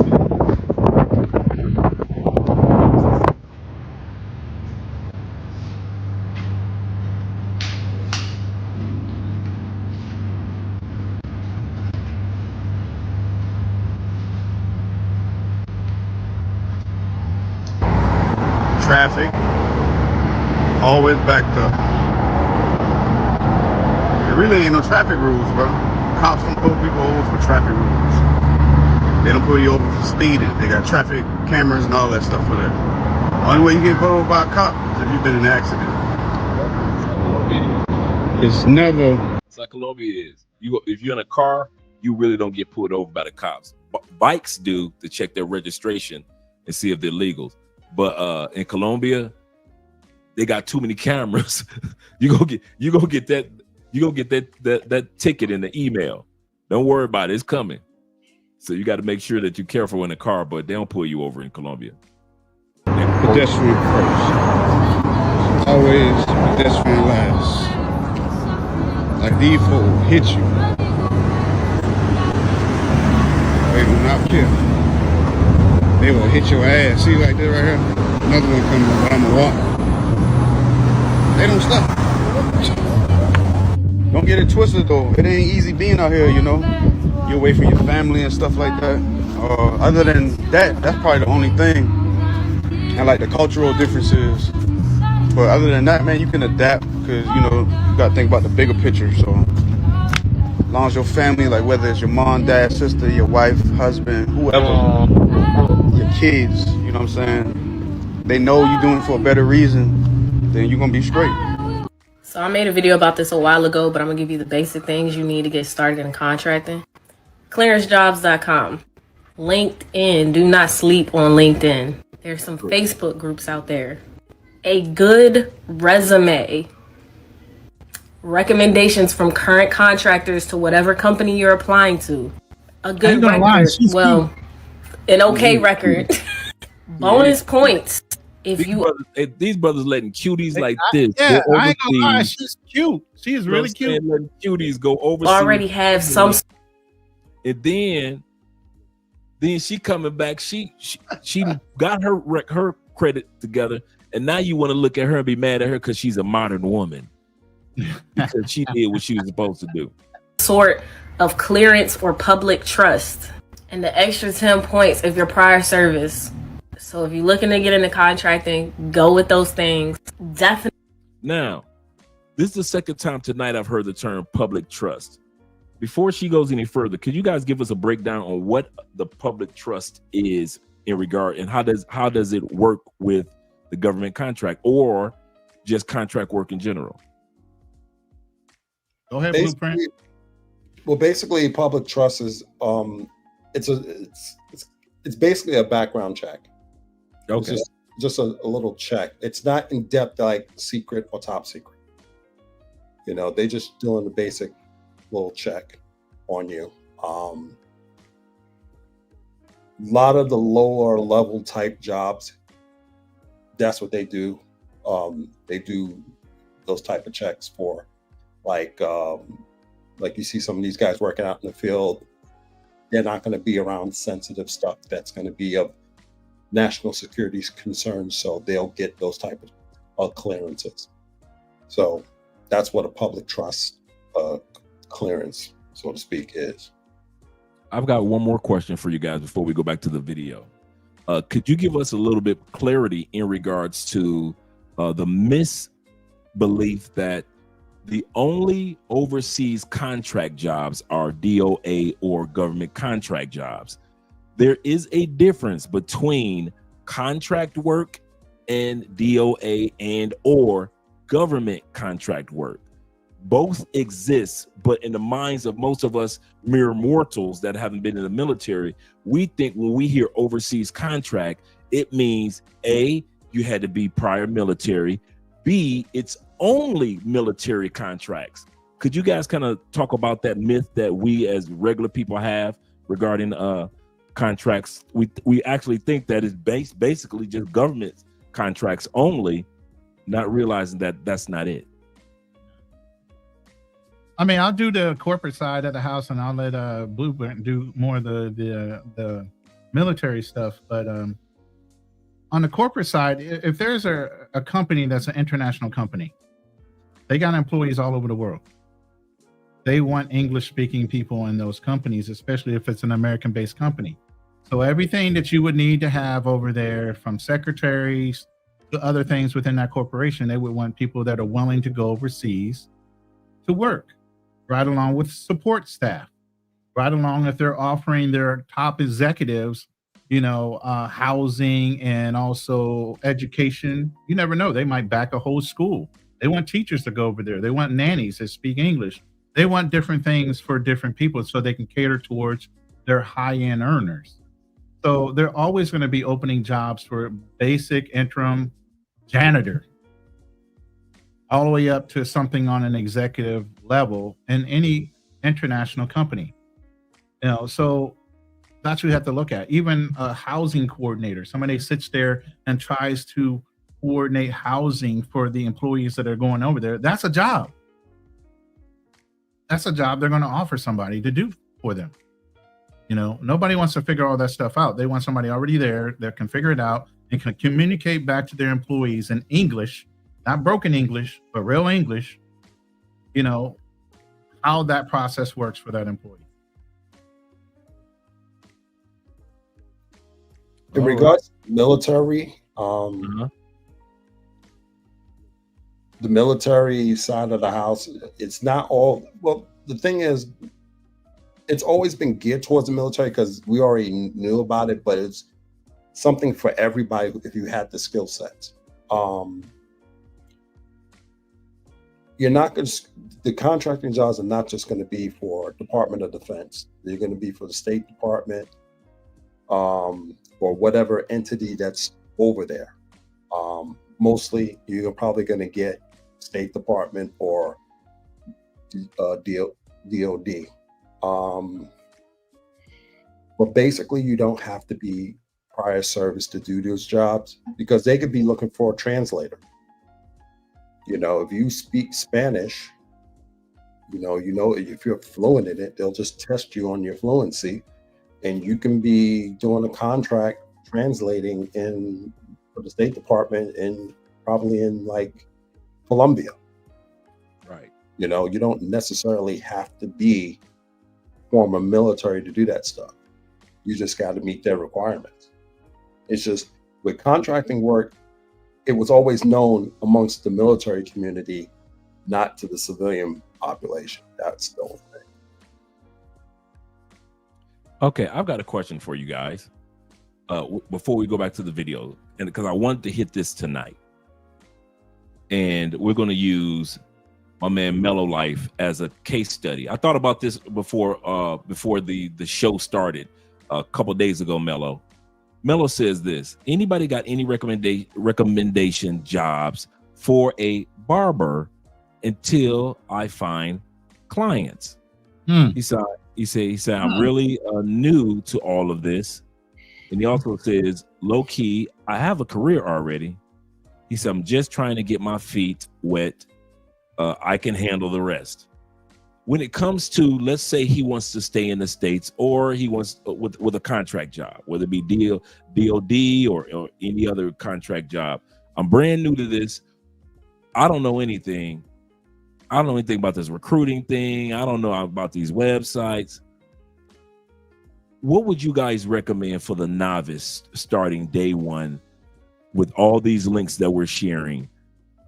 Oh, he said, I'd love to be a barber overseas. What would you guys recommend? I'm a novice. I don't know anything about any of this. I only have a certain skill set, even though many of us don't realize we have several other skill sets as well. What would you guys recommend for the brand new dude? I can speak to the barber thing because I've done it in the middle. Let me put this. I've been cutting my hair for almost 35, 40 years. So in the military, I used to cut heads. And this is back in the 90s again. $20 a head. And you got a ship full of 3,000 dudes that want to get off that ship and make an impression on every female they're walking by because they've been on ship for 6 months. I used to make so much money. I never touched my paychecks. My wife had access to some of my paychecks. I used to loan shark. I used to run.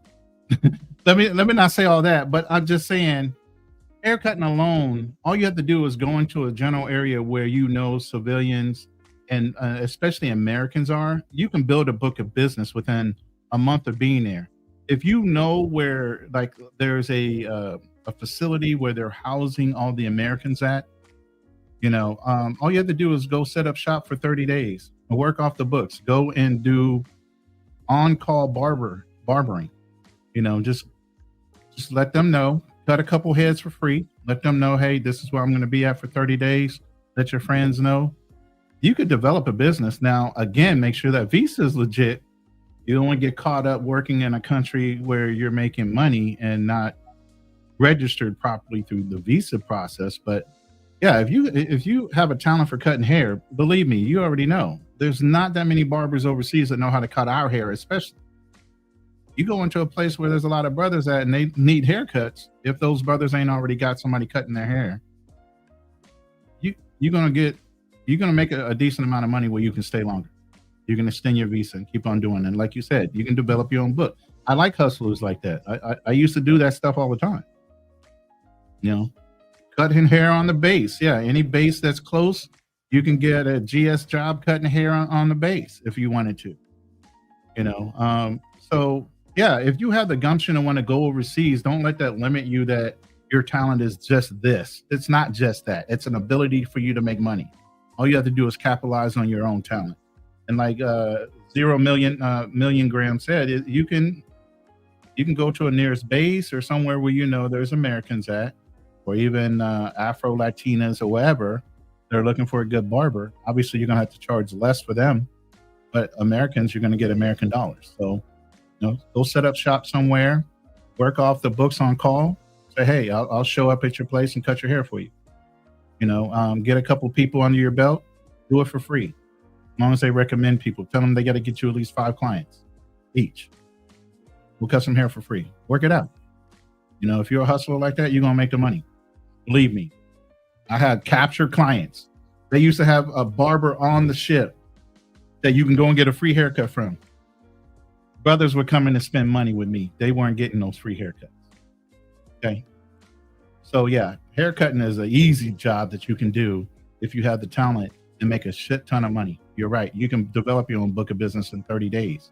You just got to have the wherewithal to want to go over there for 30 days to 60 days, bank out 60 days worth of whatever, go set up shop somewhere where there's some brothers, go cut some hair, and let everything else work itself out. You got 60 days to do it, but get on your grind. There you go. I'm that dude. I don't care. I will find a way to make money. I look at angles all day, every day. I've been working on my own since 2011. I ain't worked for nobody. There we go. Now, passport. I'm going to bring the question to you. I'm not a barber. I'm not a tradesman or anything. I'm a guy. I've been working in the factories of GM for the last 10, 15 years. My body is worn down. I'm tired in regards to working in factories, and I'm tired of being in the States in general. I want something new in my life. But all I've been doing is a factory work for the last 10 years. As a person that's just starting off, and I know you said that you haven't personally did it, and I'm waiting to hear from Free Gamer when he comes up. But how does a person get started? Do they just reach out to these recruiting sites that we're on? Do they apply for a particular job? Do they submit their resume first? This episode I really wanted to dedicate to guys that know nothing about this. We're debunking a lot of myths about it. So now I believe you guys. I don't have to be scared. I don't have to worry. I got a clear background, so I can get a clearance. I ain't even close to my family like that, so I ain't worried about no female keeping my money. You guys have made it clear that there's a difference between government contract work and just regular recruiting contract work. So I have the option of both. So you made that clear. You made it clear that I don't have to be in the military or former military to do overseas contract work, whether it be government or non-government contract work. You made all that clear for me. So thank you for debunking the myth. But how do I get started? What do you guys recommend for the person that's just started? Have a skill first. That's the best thing you're going to have, because they want those skilled people. You got to have some type of a skill for them to take you. Unless you want to continue doing the factory stuff, or you can rework that to a position that is similar to yours, but not as stressful as what you did in the past, like working in GM, doing factory stuff. You might work something more logistical. You're just going to have to reword your resume to fit that job description over there. So you just got to do a lot of playing around and stuff. But I always tell people, if you don't want to do that type of work anymore, you're going to have to get a skill first, get some training, some certifications under your belt, and just go for it. Because this is what it's about. It's a machine, and they need to have these parts, and we are these parts that fit into this machine to make it run. So skill is very important. You can someone off the streets do this thing? Yeah, you can do it. You're probably not going to get the most sexy job, but you can get something. But you got to have that skill sets that they want, because if you look at that list that you're showing, that is very specific to certain careers that they want.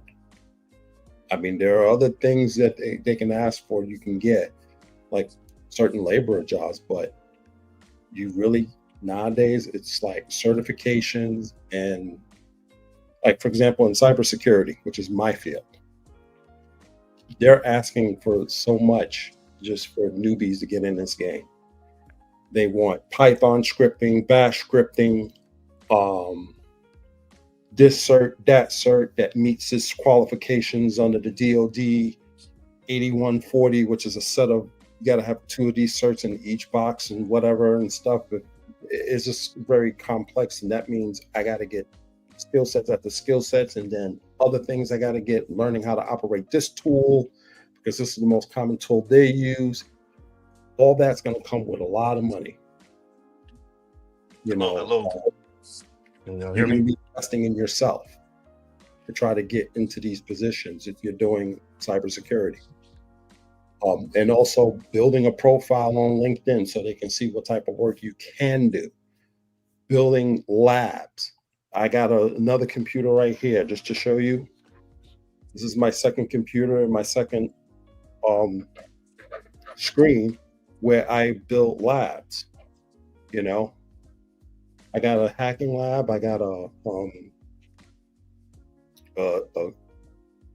cyber threat intelligence lab. I build these things so I can show these guys, hey, look what I got. I can do this and that. And, during the interview, I can show them, hey, I got these tools. I know how to do this. I know how to do that. I can hack into this. And I got these vulnerable virtual machines I can go in and hack into and exploit and all this other stuff to show that I can do it by hand. It's no longer just search, it's also showing that you can do it. So much has changed, so much as far as the job market, but for the new guy coming off the street who just want very basic bottom line, you have to look at what you're looking for. You got to look at that job that you're interested in and make sure you have what they want. and then try to work your resume around that. See if you have those skills fitted. You know, just like that young lady, she's out there just doing basic, I don't know what her position is. She's basically doing laborer type stuff. So you might fit into that role. Good point. Good point. Let's go back here and bring up our brother who was, just saw him here. I think he just said, I will join once he gets to the office. Oh, he said once I get you. Okay, once you get to the office. Okay, free gamer. Mm-hmm. And T-Mac says this. He said, just from LinkedIn, I've got several consulting requests per day for $300 to $450 an hour. Most of it just, you know what? He just reminded me why I don't have Love Crossing Borders on LinkedIn. Okay, thank you very much, my friend. Most of it is just having a phone call and giving my opinion. I rarely accept them, but LinkedIn is the best. It's the best. So yeah, definitely. Thank you, T-Mac. Man, I didn't think about doing all the things that we have been doing for 6 years and put it on LinkedIn for expats and that are relocated. Absolutely. I'll be setting that up this weekend. I get so many search and job searches through LinkedIn on my page. It's ridiculous. And I advise everybody, I know it's going to cost a subscription, LinkedIn Premium, do that. Especially if you're looking for a job. Yeah, especially if you're looking for a job.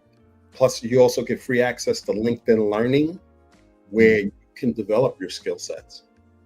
There we go. That's totally free. There we go. Great information, man. Great information. Let's bring the cutie back up. That's getting the money. Definitely tighten up your resume, because if it don't match, you gonna get looked over all the way. You might not get your first contract within a month, maybe even 6 months, depending on the demand of the company. Now, one of you guys asked earlier, once you've applied, once you've been approved, blah, blah, blah, blah, how long does it take for the recruiting agency to reach out to you for your first contract? She said that in some cases it may take, if I'm not mistaken, we're going to bring that back 3 to 6 months. So let's bring back what she was saying. Definitely tighten up your resume, because if it don't match, you gonna get looked over all the way. You might not get your first contract within a month, maybe even 6 months, depending on the demand of the company. But I promise you, once you're in, you are locked in. I'm getting job offers from companies I quit on. Be patient and apply. You see how the opportunities are out there? Like these gentlemen were just saying that sister just said, I quit these particular companies and they're still reaching out to her. So if you guys are wondering if jobs are available, once again, for you guys that weren't here earlier, these videos that I'm showing are people that are from 2024 and 2025. So none of these are 2023 or 2021, 2020. All of these are people that are currently doing government contract work. I got to stop saying that, because not just government contract work, that are doing overseas contract work that you could be doing as well. Apply. I don't want to be no goon. I don't want to be dead. I don't want to be in jail. I want 100 fucking million. Ross got 2 fucking yachts. So I worked as an overseas government contractor for 5 years. I lived in Japan, Taiwan, and South Korea. Honestly, I enjoyed my entire time there, except for like South Korea when it was during, the pandemic time. It was just not a good experience. It was just too much. But I really did enjoy Japan and Taiwan a lot. I really didn't have any issues at all when I was working in those countries. My coworkers were pretty cool. You don't need to know the foreign language of the country that you're going to. You're going to be working with all American people, whether it's government contractors or American military. And even if you do work with people who are foreign military, so there are some foreign military sales contracts, those ones pay the most. If you work on those contracts, that's when they'll have like a translator that's there, and they'll just translate everything, and that's how you communicate with them. But I never regret working overseas, and I would definitely go back anytime. So make sure you follow me for more GovTech tips. I'm a government contractor. And how much money do you make per year doing this? We do 7 figures a year. And how much do you pay yourself annually out of that? I pay myself $200K a year per SBA guidelines. And how long have you been doing this for? We've been doing it for 6 years.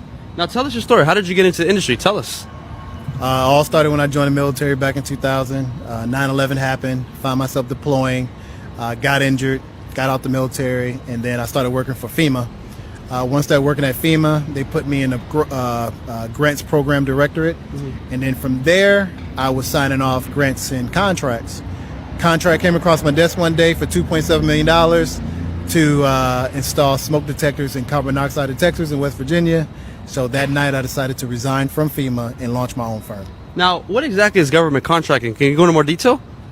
So it is where the government buys goods and services and ideas from time to time. So a good could be a product like a computer or a pencil. A service could be accounting services or videography. It's where the government has problems, they have needs for us as the private corporations or nonprofits to be able to help them solve their problem. Now, how can someone watching this get their foot started in government contracting? How would they get started and where should they go? Well, you got to start a company, or you can be an independent contractor or a sole proprietor. You can register on various sites. One of the most famous sites is Systems for Award Management. That's when you want to do business with the federal government. If you want to do business with state and local, they have their own procurement sites as well that you can register with. All you got to do is use Google and type in your state or your county or your city. And there's also a government agency called quasi-government. A lot of people don't know about that. And so that is where you got your airport authorities, Amtrak. If you know Amtrak, they're a part of the quasi as well because they cross multiple jurisdictions. So anyone can do this, basically? Anyone. You don't need a college degree. You don't need money. You don't need experience. You literally could start your company today, register your company with these sites, and then you can start bidding on projects. Okay, so someone asked me my DM, the pros and cons of contracting. Mind you, I've been contracting now for about 2 months, so I'm gonna give you 3 pros. I'm gonna try to see can I put out 3 cons. So my first pro would be I love to travel. I've been traveling before the military, and I was in the military, so I love to travel. My second pro would be the pay. The pay is really good. So, and I think my third pro would be just networking, meeting different people, learning different things. If you're gonna stay in a contracting field for a while, or if not, people put you on different shit. You just gotta be willing to network and listen. So the cons would be, what's the con? Okay, so a con would be if you're not used to getting up in the morning time.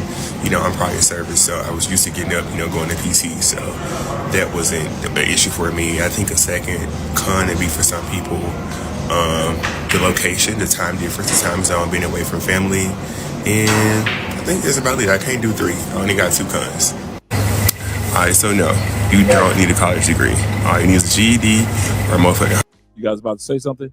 Yeah. No, I got to say, one, I threw, when he was talking about government contract, I threw a website up there. Sam's, that's one of them. And I want to share a story with you guys. I went to go pick someone up for the airport up in Scottsdale. There we have this exclusive little area where the celebrities and rich people stay at, one of them at least, called Desert Mountain. I went to go pick someone up, take to the airport. This guy was telling me his story. He was near broke, about 6 years ago. He invested in in golfing equipment. Him, his brother, and another investor. I think he may have went through this particular site, Sam's, doing that type of stuff. 6 years later, 67 employees later, his company's making $110 million. Yep. I wanted one of my biggest contracts on a local state government contracting website. I used to sell medical supplies and pharmaceuticals. I was a legal drug dealer. One of my closest friends in the States, when he got out the feds, he was selling medical supplies, diabetic supplies, and first contract was $25,000 out the gate, and next thing you know, he was regular contracting. And Yeah, and here's the punchline to that story. He told me, yo, drive down the driveway and make a right as we leaving, and just go a few feet. I want to show you something. So I did that. Just stopped at his next door neighbor's house. He said, yo, Larry the cable guy lives here. I was like, I knew Larry lived up in here, but I didn't know where. Because we have a bunch of celebrities that live up in that particular community. Because, but yeah. government contracting, he was literally giving me the actual code to be rich. Yeah. I mean, just the state level, we did a flu deal. It was a black-owned medical supply and pharmaceutical company. The guy didn't know what he was doing. He hired me to be a VP of sales.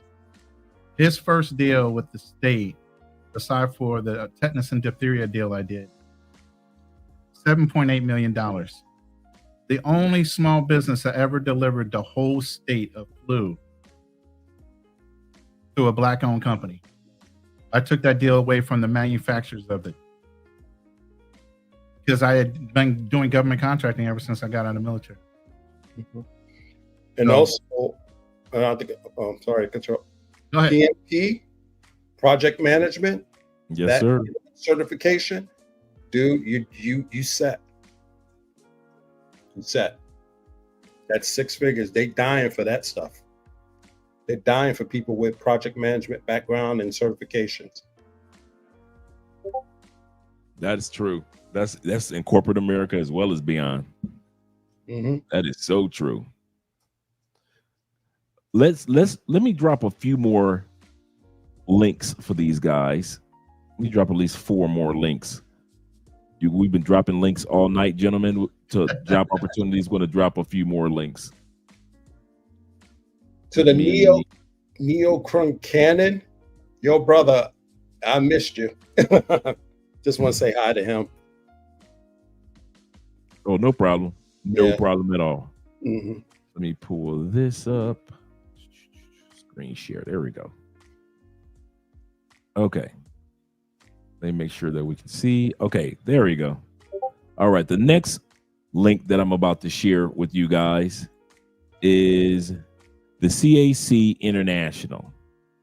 So I'm going to click on this one. Yes, sir. Khaki. That's how we call it. Khaki. Khaki. Yeah. And then right here, you can go to the careers, the opportunities. Let me scroll down. The opportunities that they have. And look that up. They're hiring. Look at their hiring events, veteran hirings, alumni, so forth. Remember, these are all recruiting agencies that help you find work. Remember this, guys. That's what we're showing you. And then you go to careers. And then you can just put in whatever location you want, and you can find those job opportunities. And this is one of the top ones as well. A lot of guys don't realize that there are opportunities all around the world for guys to take advantage of. Let me drop that link. I'm trying to get with them. Oh, yeah. Oh, yeah. The next one we're going to look at is, let's go back here. Lydias, and they do defense and intelligence, IT and engineering in countries in the Middle East, Europe, and Asia.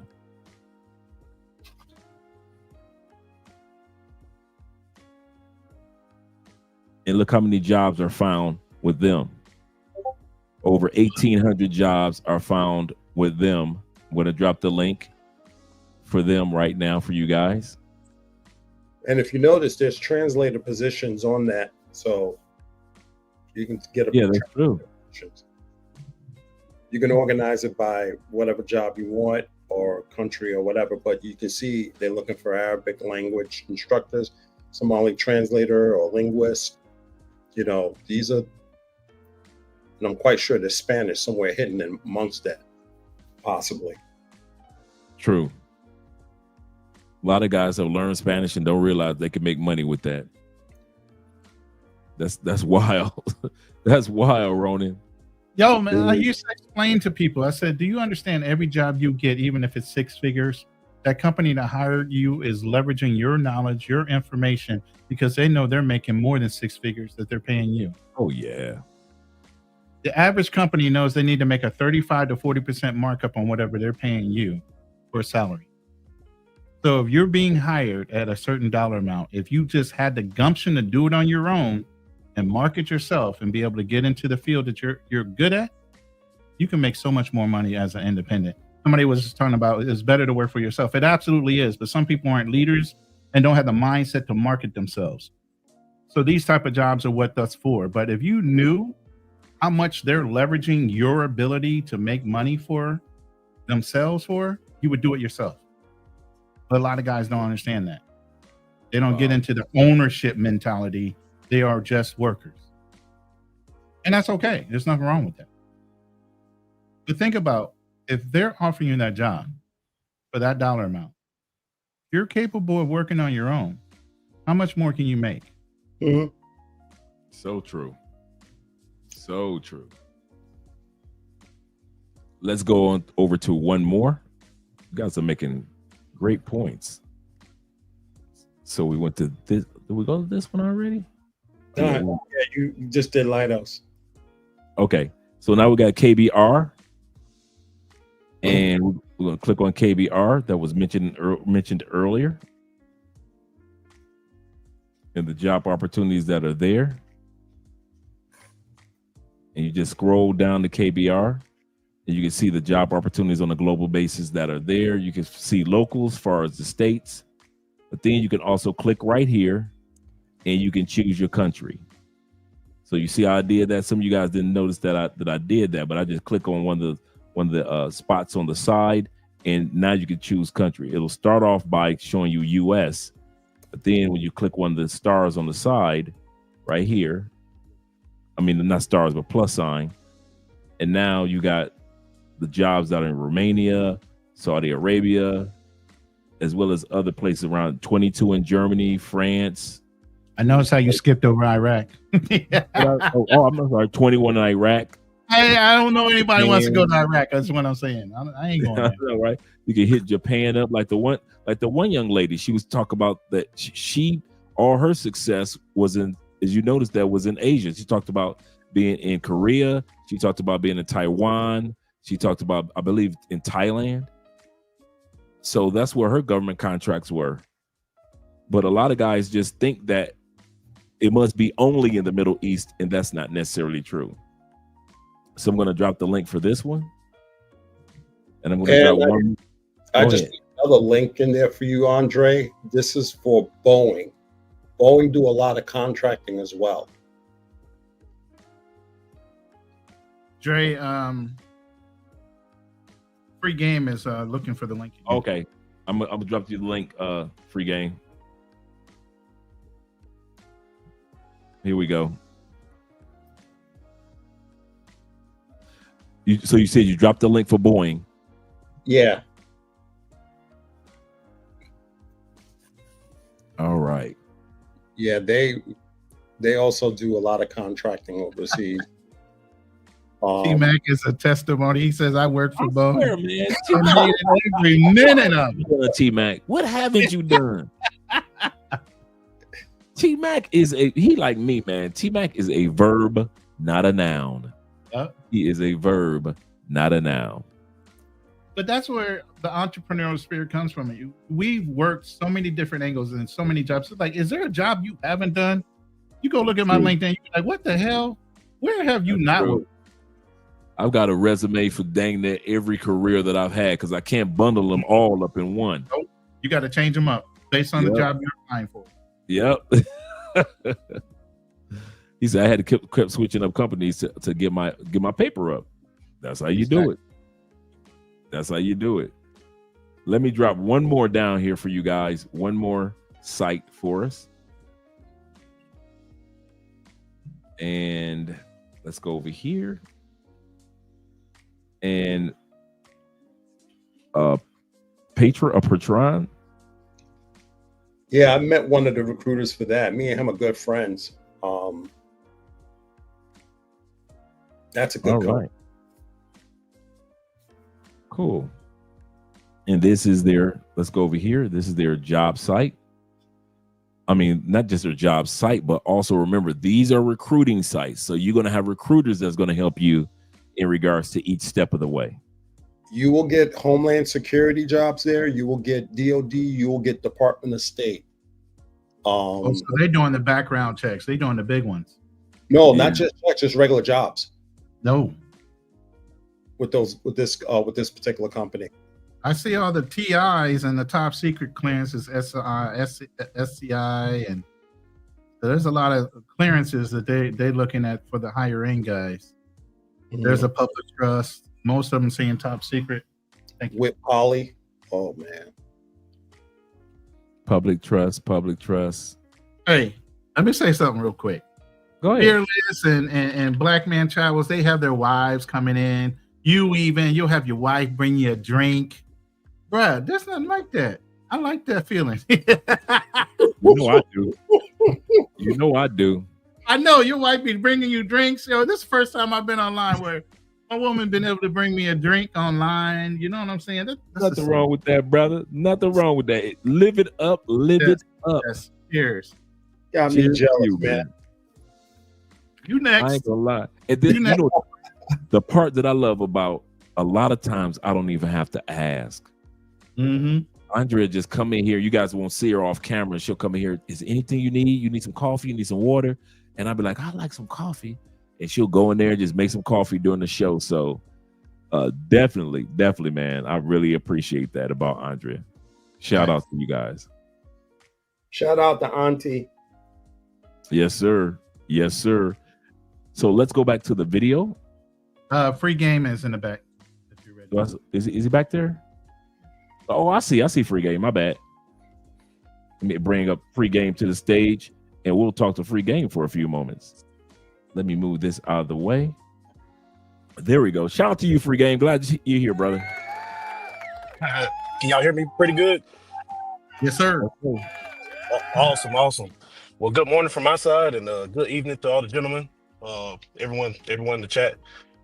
Yeah, it's what 6:30 a.m. over here for me, so I'm just now getting to work. So I guess I can give a couple pros and cons, give y'all a little bit of my time. And where are you located? I am in Qatar. Ooh, Qatar.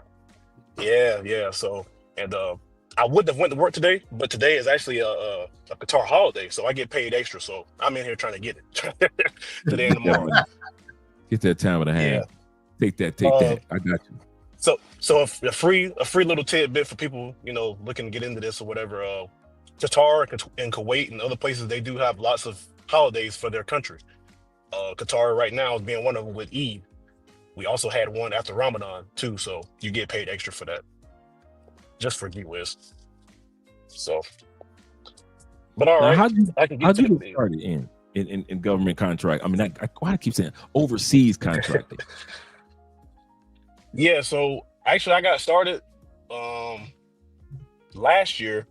My previous job was actually with KBR. And funny enough, I lived in Tampa. And I love it down there. Tampa I worked boys. in Tampa. Yep, I love Tampa. I was down there in Clearwater. Loved it. But to the city, let's get it. 813. Yes, sir. That's right.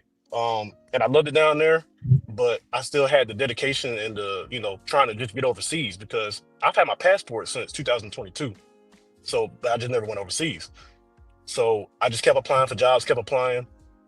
And then actually I found my manager, he just left, but I found him on LinkedIn. So I hit him up and then I hit him up, sent him a message. And then I found the recruiter for my current job. I won't say the name. I work with one of the jobs that you put on there, but just for security reasons, I won't say my actual company. And I hit up the recruiter. So I had two things working. And then she was like, well, which application do you want me to push through? Because I can only push one. I was like, well, push for this job right here. I said, okay. She pushed it through. And next thing you know, I got a call from just my previous manager the week after. And I had one interview.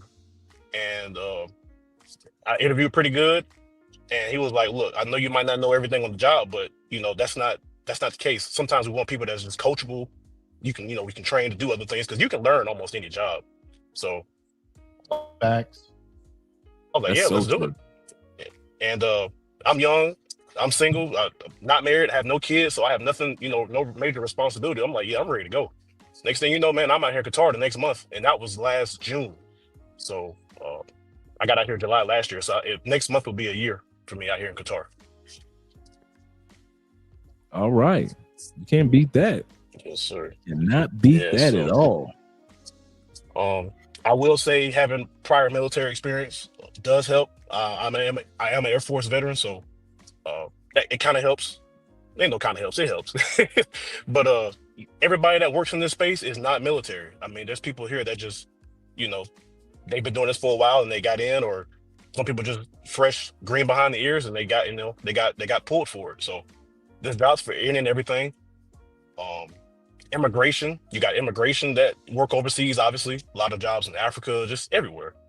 Kuwait is probably the main hub from what I see and from what I hear, as far as trying to get your foot in the contracting, because Kuwait has some of the biggest contracts and the most. So, but Qatar, man, it's nice. It's nice. And I can't wait to travel some more. So the only places I've been so right now is Qatar and Thailand. I've been to Thailand 3 times, man, and I love it there. Can't wait to go back. And so eventually I just want to go around the world, and I don't care where I go. As long as it's not like Antarctica or something like that, I don't really care where I go. Okay. I got a question for Free Game. Free Game, are you contracting with DOD? If you can say that. No, sir, I'm not. Oh, So, okay. but the campsite that I work on, it used to be DOD. It's not DOD anymore. It's actually DOS, Department of State. I'll say that much. Okay. And I don't work for the DOD personally. There is bases out here that works. Obviously, DOD, you got Air Force Base out here, Army Base, whatever.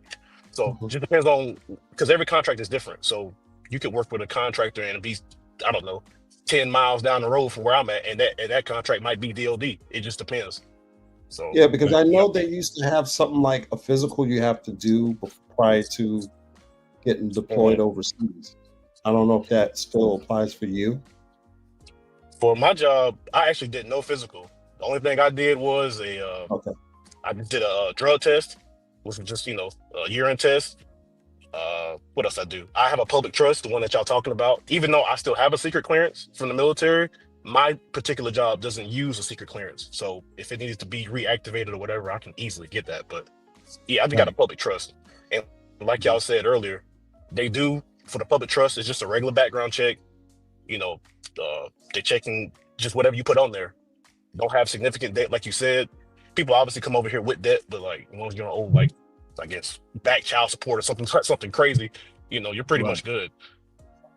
Just all the normal stuff. I mean, you got normal, regular 9-to-5 jobs that you just work overseas. My job is a regular 9-to-5 job. I just work overseas. That's what I tell people, or whoever asks me that. It's nothing extreme. You do have jobs that go from, high and low. So, but I do have a little list right here of just pros and cons, and I can kind of go off that. Sure. All right. So I'll start with the cons before I get to the pros.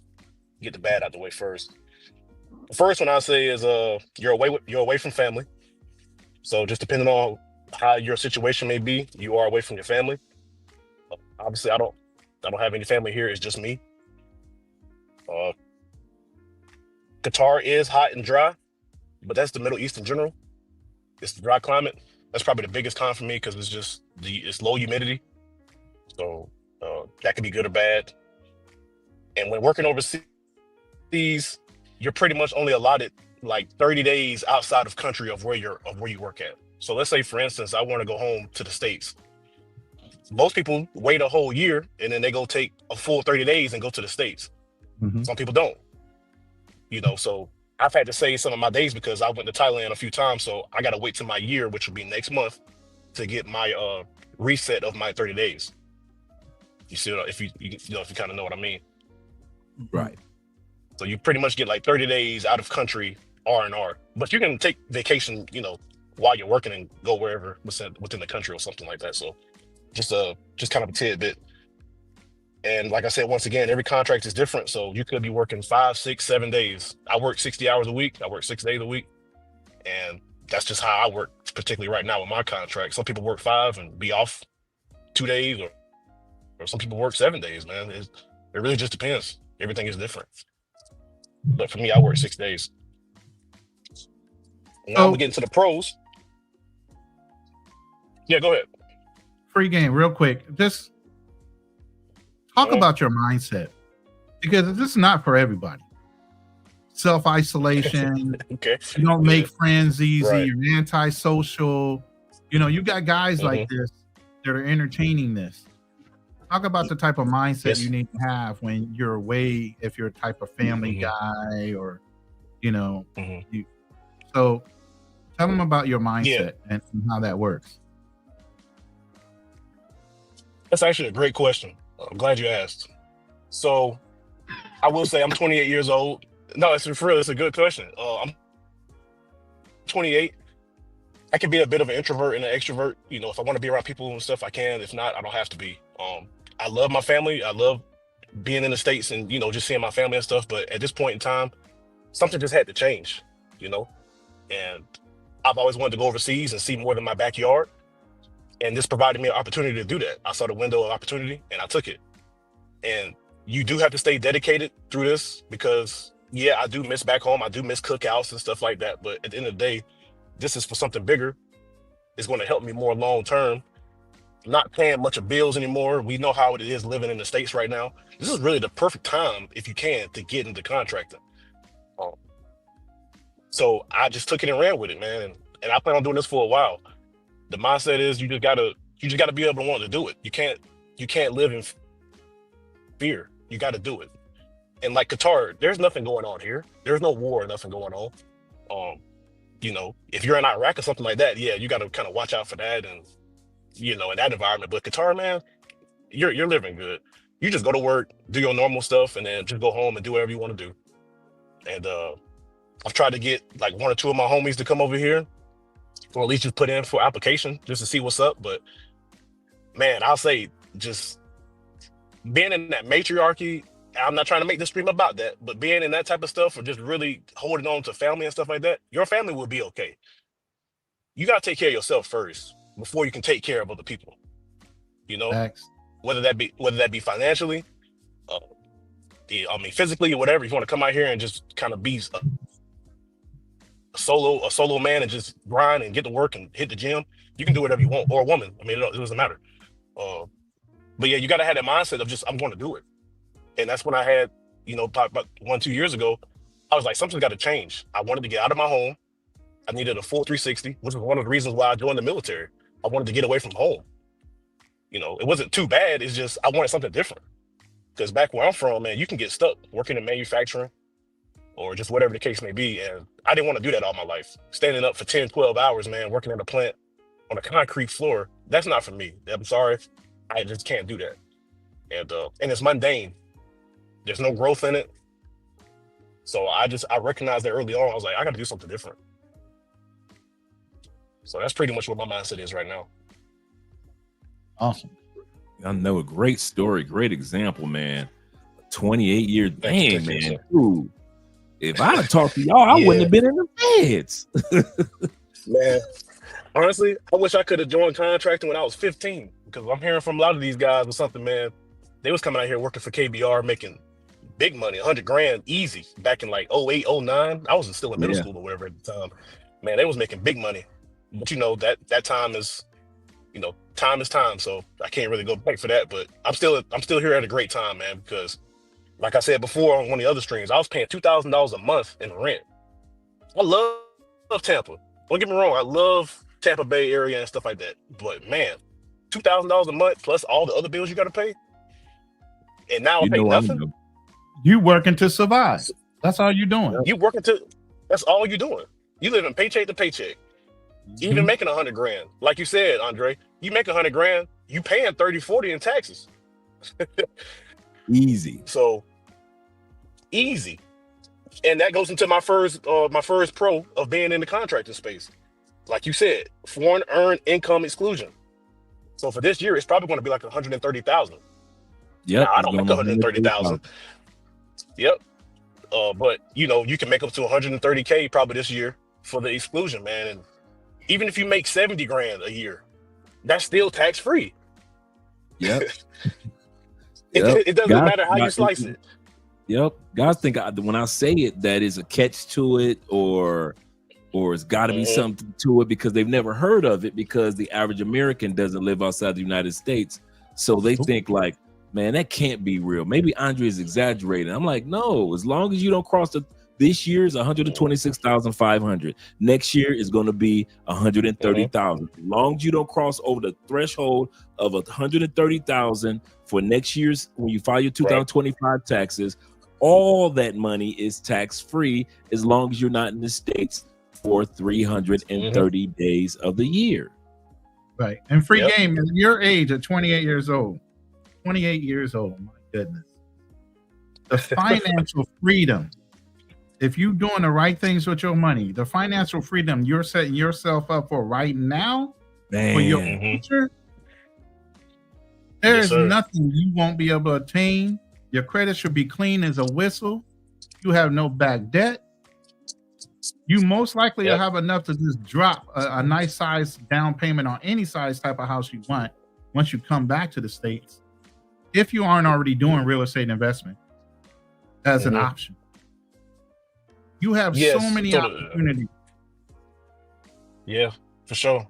For sure. And I take all the information from people that's been doing this from a long time. And you know, I just kind of watch from them, man. I like hearing other people's stories. And and just like you said, if you've been doing this for a while, you can have a nice, you know, savings, nice nest egg, whether you be investing or whatever you're doing. Me personally, since this is my first year, I am still cleaning up some debt. But once I get out of that, man, shoot, I mean, exactly. I don't know. I might go buy a condo in Thailand or something, or the Philippines. Right. You know, you Some just never high know. traffic area where you could actually set it up on Airbnb when you're not in town, you're back working, you're doing whatever, and you're still making money. Right, correct. So, and that's what guys are doing out here, man. And yeah, you can really set yourself up good. You know, like I said, from me paying all those bills to coming out here, my apartment is free. My job pays for my apartment. Listen, guys, they pay he's for the telling car you that I'm driving everything right he now. just said. He's telling you. Free rent, free board. I'm telling you right now. Hey, man, that once you can save your money from paying rent, that's the biggest. I mean, that's the biggest bill you got in most cases. So you take that out your budget. I mean, man, you can pretty much do almost anything you want.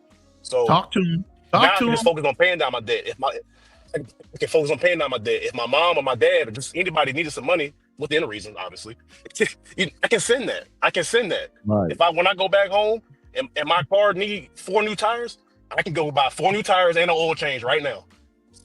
Easy. There you go. No Come on, you know how complications. good it feels just to buy 4 new tires, a new battery, or whatever you need. Come on, man. Come on. So that is so but true. yeah, you know, if I need to just send a little, you know, a couple bucks, man, back home, I can do that. I can pay out my bills with ease. Everything is on the phone, your app. I mean, you know, whatever case may be. Internet is out here is good. The services out here is good. The customer service is great. I mean, you go into the malls out here, they're sweeping, mopping, and cleaning the floors as you walk on them. No kidding. So, I mean, come on, man. It's just, it's crazy. And you meet all different type of people, man, from everywhere. You got people that are Asian working out here. A lot of Filipinos are working here in Qatar. A lot. Oh, they ain't done. A lot of Filipinos. Yeah, and that's what I'm saying. And people doing, everybody else doing the same thing. So it does sound far-fetched. Like, it sounds crazy. Yeah, I can go overseas and make $120,000 tax-free. Where can I do that at? Yeah, you can do that, bro. I'm telling you. As long as you get your foot in the door, and you know, the sky's the limit. You can do that. And because the first time I heard about contracting, I was actually in the military, retired master sergeant. Never forget this. He was like, man, when you get out, you need to, you know, get your VA stuff right or whatever the case may be for all the vets they know. And it's like, man, you ain't got nothing, like no kids on nothing. You need to go overseas and contract. I was like, huh, what you talking about? He's like, man, you just need to go overseas and work. And ever since then, it's always stayed in the back of my mind. I was like, hold on, let me look this up. And then someone else from my far in my family said the same thing. They was like, yeah, I used to work for KBR back in like 05, 06. So that brought back up in my memory. I'm like, oh, that's what he was talking about. And the next thing you know, I'm on the internet just looking, applying for jobs, just looking. Because there's jobs in every country. Australia, Kuwait, hell, even Thailand, Philippines, if you're able to get in those spots. Europe, all over Europe, Germany. So once he said that, man, it was like, I just had to get in. I had to get in. I love Tampa, Andre. I would have stayed. I love Florida. If I was to go back, I would go over there and work right now. But as of right now, I'm staying overseas, man. Absolutely. I'll go back and see my family, Absolutely. but I'm staying overseas. I mean, at this rate, you do 10, 15 years of contracting overseas, man. I mean, you can retire. I can well retire before 55, 60 if I do it right. Oh, yeah. Lennox got a question for you. He says this: how What's long up? did it take you to get your offer from when you started to apply? Great question. My current job, I applied in like late May last year, 2024. It took me about 2 weeks to really touch base with the recruiter and stuff. And once I had my interview, I moved back home and I got out here in Qatar in July. So it took about 5 to 6 weeks. It can take about a month. If you have clearance problems and all the other stuff, which I didn't, it could possibly take longer. Let me ask you this: what? And I know you have the military experience to kind of help you lean on my question and kind of answer my question I'm about to ask. What was it that made you overcome what others had to say, your friends, your family, and everybody else? Like, man, you just got back from the military. You about to head out again? What made you say? What made you kind of? Because let's be real, a lot of guys got girlfriends back in the States. That's why they ain't going nowhere. A lot of guys got their mom and their dad that haven't that never left the States, so they scared, and so they're gonna sell you on fear mongering. Your boys ain't never been nowhere because they only work for Chrysler, Ford, and GM their whole lives. So what mindset that you had, or what? I don't know how to word it, but what courage or self-determination that you had to have in order to just say, I'm gonna do it. I don't care what y'all talking about. Right. Everything that you just said is all true. And the last thing you just said is also true. I don't care what y'all talking about. I gotta go do me. And that was my mindset. There's something in your mind that just has to shift, and you just have to do something for yourself. You have to do it. And I had all that stuff riding on me. Even when I moved to Florida from my hometown, I got flack for doing that. Oh, why you want to move to Florida? Why you want to do this? You don't want to get a job around here? The same thing. Before I didn't even went overseas yet. This was just move to Florida, 2 states over. So if I'm gonna get flack for doing that, you definitely gonna get flack for trying to come overseas, man. And so, like I said, I moved to Florida. That happened. People would say, man, why you moving? I come back home. Yeah, I'm going to Qatar. It's Qatar. And I told my folks, my mom, my dad, and them, I was like, man, look, I'm gonna be good over there. Like, you know what I'm saying? I'm good. It's people over there on ground. That's from where I'm from. They working over there. Good people. And yeah, you're gonna get hit from all sides, man. Everybody's gonna be like, oh, why you doing this? Why you doing that? Whatever you do in life, there's always gonna be something or somebody that's gonna question you on what you're doing. Always. If I want to start a YouTube, man, why you starting YouTube? Because I want to. It's as simple as that. True. Come on. So I'm hearing people from back home, man, and people are struggling, bro. Really struggling right now. This is not a political argument or nothing like that. Everybody's struggling. Everybody. So this is the first time in my life I'm able to actually breathe. You know what I mean? I'm able to actually breathe. Yeah. So yeah, you just gotta take that leap of faith, and whether it works out or not, at least I tried it. At least I went overseas and met somebody different. I met some, new experiences. I got the job or whatever. And that's just how it goes, man. You got people that's been over here for 10 to 15 years doing this. Being overseas, they don't even go back home. If they go back home, they see family, and then they come right back out here. That's so true. Somebody had a question for you, GJ. He said, is there any age limit on retired guys or C2C work? Age limit? I don't think there's an age limit, but I will say there are people, let's say Qatar, for example. Qatar is very strict on giving work visas and visas for people that are, from my understanding, that are 60 plus.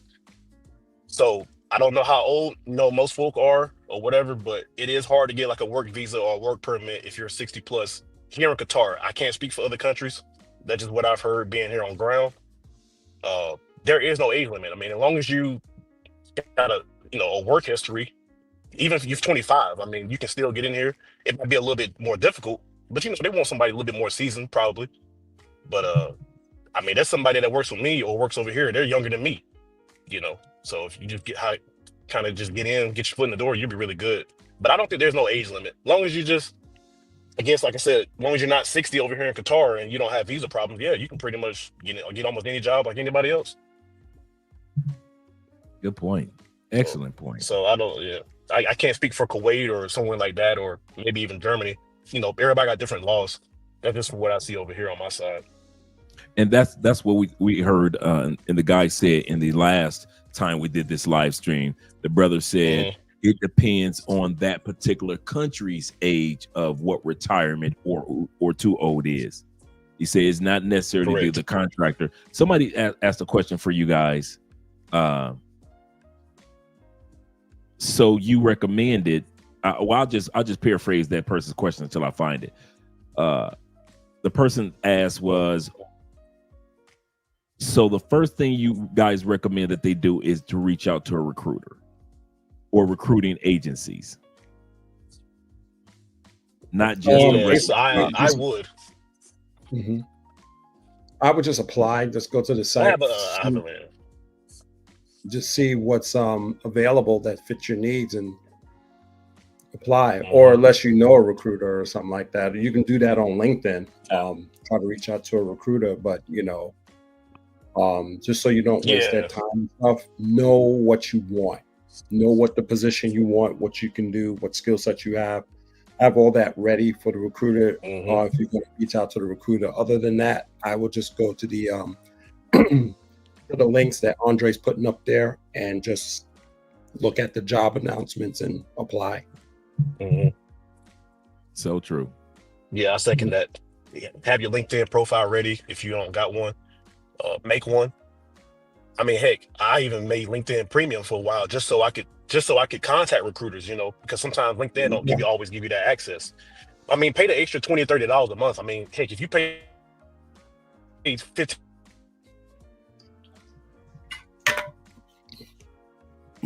a month back, they don't hit you back either. So it just depends. You kind of got to work it. But I got a very important point real quick before I forget. Somebody said something that they was applying for jobs in Colombia, I think with a mental.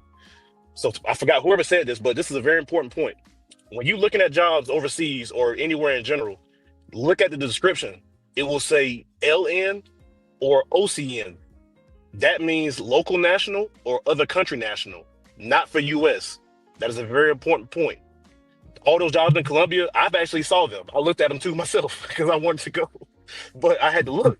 And I was like, wait a minute, this is for Colombia nationals only. You can literally see it on the job description. So that's a key point that y'all need to look at, is if it says LN or OCN, that's a local national or other country national, not for US, not for the US. Now, good point. If you are Colombian, if you're Colombian, someone's a Colombian in this chat, I mean, yeah, you're probably a Colombian national. I mean, I guess by your nationality, I guess, but yeah, you can apply for that. But some jobs are not for US, because we have a lot of OCNs that work here where I work at too. A lot of Filipinos, a lot of Indians, Africans, and some of the jobs are just for OCNs only. So that's a very key point, and y'all make sure to pay attention to that when you're reading these job descriptions. That's a good point. I came across, while I was doing my research, a lot of contractors, overseas contractors that like you said, they were Asian, especially the Africans. Came across a lot of African individuals that they had their own channels dedicated to overseas contract work, and they were teaching people on the continent of Africa how to get involved in it. So you're absolutely correct in regards to that. It's not just us in America, right? That's going for contract jobs. Yes, a lot of Africans, a lot of everybody, they're doing the same thing. And I got just like 2-3 more points, and then I can let someone else talk. Take your time, brother. Since I am here in Qatar, we do have great healthcare over here, and working these jobs, in most cases, 9 out of 10, you do get insurance, whether it be Cigna, United Health, or whatever the case may be. I mean, I went and got my teeth cleaned for like $10. There you go. You can get a filling. You can get everything, medications, prescriptions. I paid like $2 for whatever prescription that I needed a while back. For, let's say I get an allergy, a sinus infection. I can go right down the street, go get seen. I come out, I pay like $2 or $3 for my prescription. And sometimes my insurance covers it. So it just depends. But I'm not paying that much getting hit over the head for $20, $30, $40, you know, for just some sinus pills, allergy pills. So that's another key point as well. You got good healthcare, dental, mental, you know, just your standard clinics, everything. We still have all the services, just like DoorDash. We got everything. We got Uber here. I mean, you got everything. People will deliver food right to your door. Whatever apartment you're in, they'll deliver it right to your door. So you got that as well. And then let's see what else. Yeah, you just have all the goods and services just like the US has, if not better. Like I said, I mean, all the bathrooms in the malls and stuff are clean. Everything. The services are just good, man. You walk around somewhere, I mean, they're happy to attend to you, you know, what you need. If you want to get an Uber ride inside the mall, you can do that. So, I mean, because these malls are, you know, they're huge, man. They have lots of them over here. And I haven't been to Dubai yet, but I heard Dubai probably has one of the biggest malls in the whole world. And I'm sure they got Uber services in that mall as well. Because you definitely gonna get your steps in once you go in these malls. Right. Yeah, I like to hear that. Yeah, you definitely gonna get your steps in. And oh yeah, by the way, when I went to Thailand too, I met Richie Mack. El Guapo? El Guapo was over there. Yes, sir. Yeah, Chocolate Man. I met all those guys, man, when I went to Thailand last time in Pattaya. So shout out to those gentlemen. Yeah, shout out to them, man. Shout out to all of them. I'm not trying to make, you know, just talk about Thailand and whatnot, but when you come overseas, man, it really expands your view, your POV to do something else. I've always wanted to go to Thailand or go to Asia in general. And to be over here, it's allowed me to do that. I can pay that plane ticket to go. And Tar Airways is one of the best airlines in the whole world. So I fly good when I go over there. I mean, and it's only a 6-hour flight, at least to Thailand. But this hub right here, you can pretty much go anywhere. You can go to Africa. You can go to just anywhere you want to go. Pay the plane ticket. You want to fly business class or whatever your pockets can hold. Hey, brother, do that. Do you? But, you know, it's all good. And just being over here, it makes me want to see the world. That's one thing I said about America. America keeps you isolated. If you're in any other country, it's so much easier to catch a flight. Yeah. So much cheaper. Yeah. Anywhere in the world, once you leave American soil and land somewhere else and make it that your home base, so much cheaper and so much easier to fly anywhere you want to go. Yes. Even flying a couple states over costs you a couple $100. It might cost you $500 just to fly from Florida to Texas, man. I mean, it's crazy. Domestically, you know, I flew from Bangkok to Phuket for $80. I mean, come on, man. That's about right. I damn near did the same I'm at. Yeah, come on, man. Yeah. There was times I was when I was in Israel, I saw flights from Israel to Cyprus for $35 round trip. Yes. Yep. Yeah. Flying domestically overseas, man, is cheap. Even in Europe, I know a girl, she travels a lot. And she don't really fly in Europe. You know, you can take the train anywhere. Easy. She went to 4 different countries in one weekend. Yeah. That's where I'm at right now, I'm in a province area, but it has its own airport in the city. I can fly their first class ticket for barely $100. Yep. Colombia is 120. Right. If I have a hospital issue, I could take an airplane like a taxi into Manila to one of their top hospitals, get whatever I need taken care of, and then fly back. Yep. Easy. A day trip out of it. Yeah. And working in this space. Nope. Go ahead, brother. And working in this space is pretty much it's just geo arbitrage in another sector. You taking advantage of the low cost of living if you pay any living at all. The rates here are you know, cheaper. You know, I still make my US dollar, so and I get it converted to the national currency, whatever that may be, for wherever you're at. And you know, it's just geo arbitrage. I mean, I live good. I can essentially almost buy anything that I really want. Like if I want to buy 10 pair of Jordans, I can go buy 10 pair of Jordans. I'm not going to do that, obviously, but you know, I'm just saying you can do what you want. You got the freedom to do it. Yeah, like bills have been cut down significantly. So people come out here, they come pay their debt off or whatever they want to do. You want to buy a car, you want to come out here for a year or two, save up 50 grand or whatever the case may be, and go back home. You can do that. Some people go back home, buy their house, buy their car, get into real estate. Like my man here was saying, you can pretty much do anything. You can do everything that you want, and you can expedite that process being overseas. Pretty much. You can expedite that process. You work over here 2-3 years, man. You might say, depending on how much you working and what kind of money you're making, you can save up 100 grand. Easy. You can invest easy. And just working a regular job, a regular 9 to 5. So you might work a little bit more hours overtime, but hell, you're working 60, 70 hours in the States anyway. So, I mean, what's the difference? You know? Yeah, absolutely. And Ben said, he said, my sister, when she was in medical school in England, used to travel all over Europe by train for cheap. Bruh, you just do not know how inexpensive it is to travel by train until you experience it, Americans.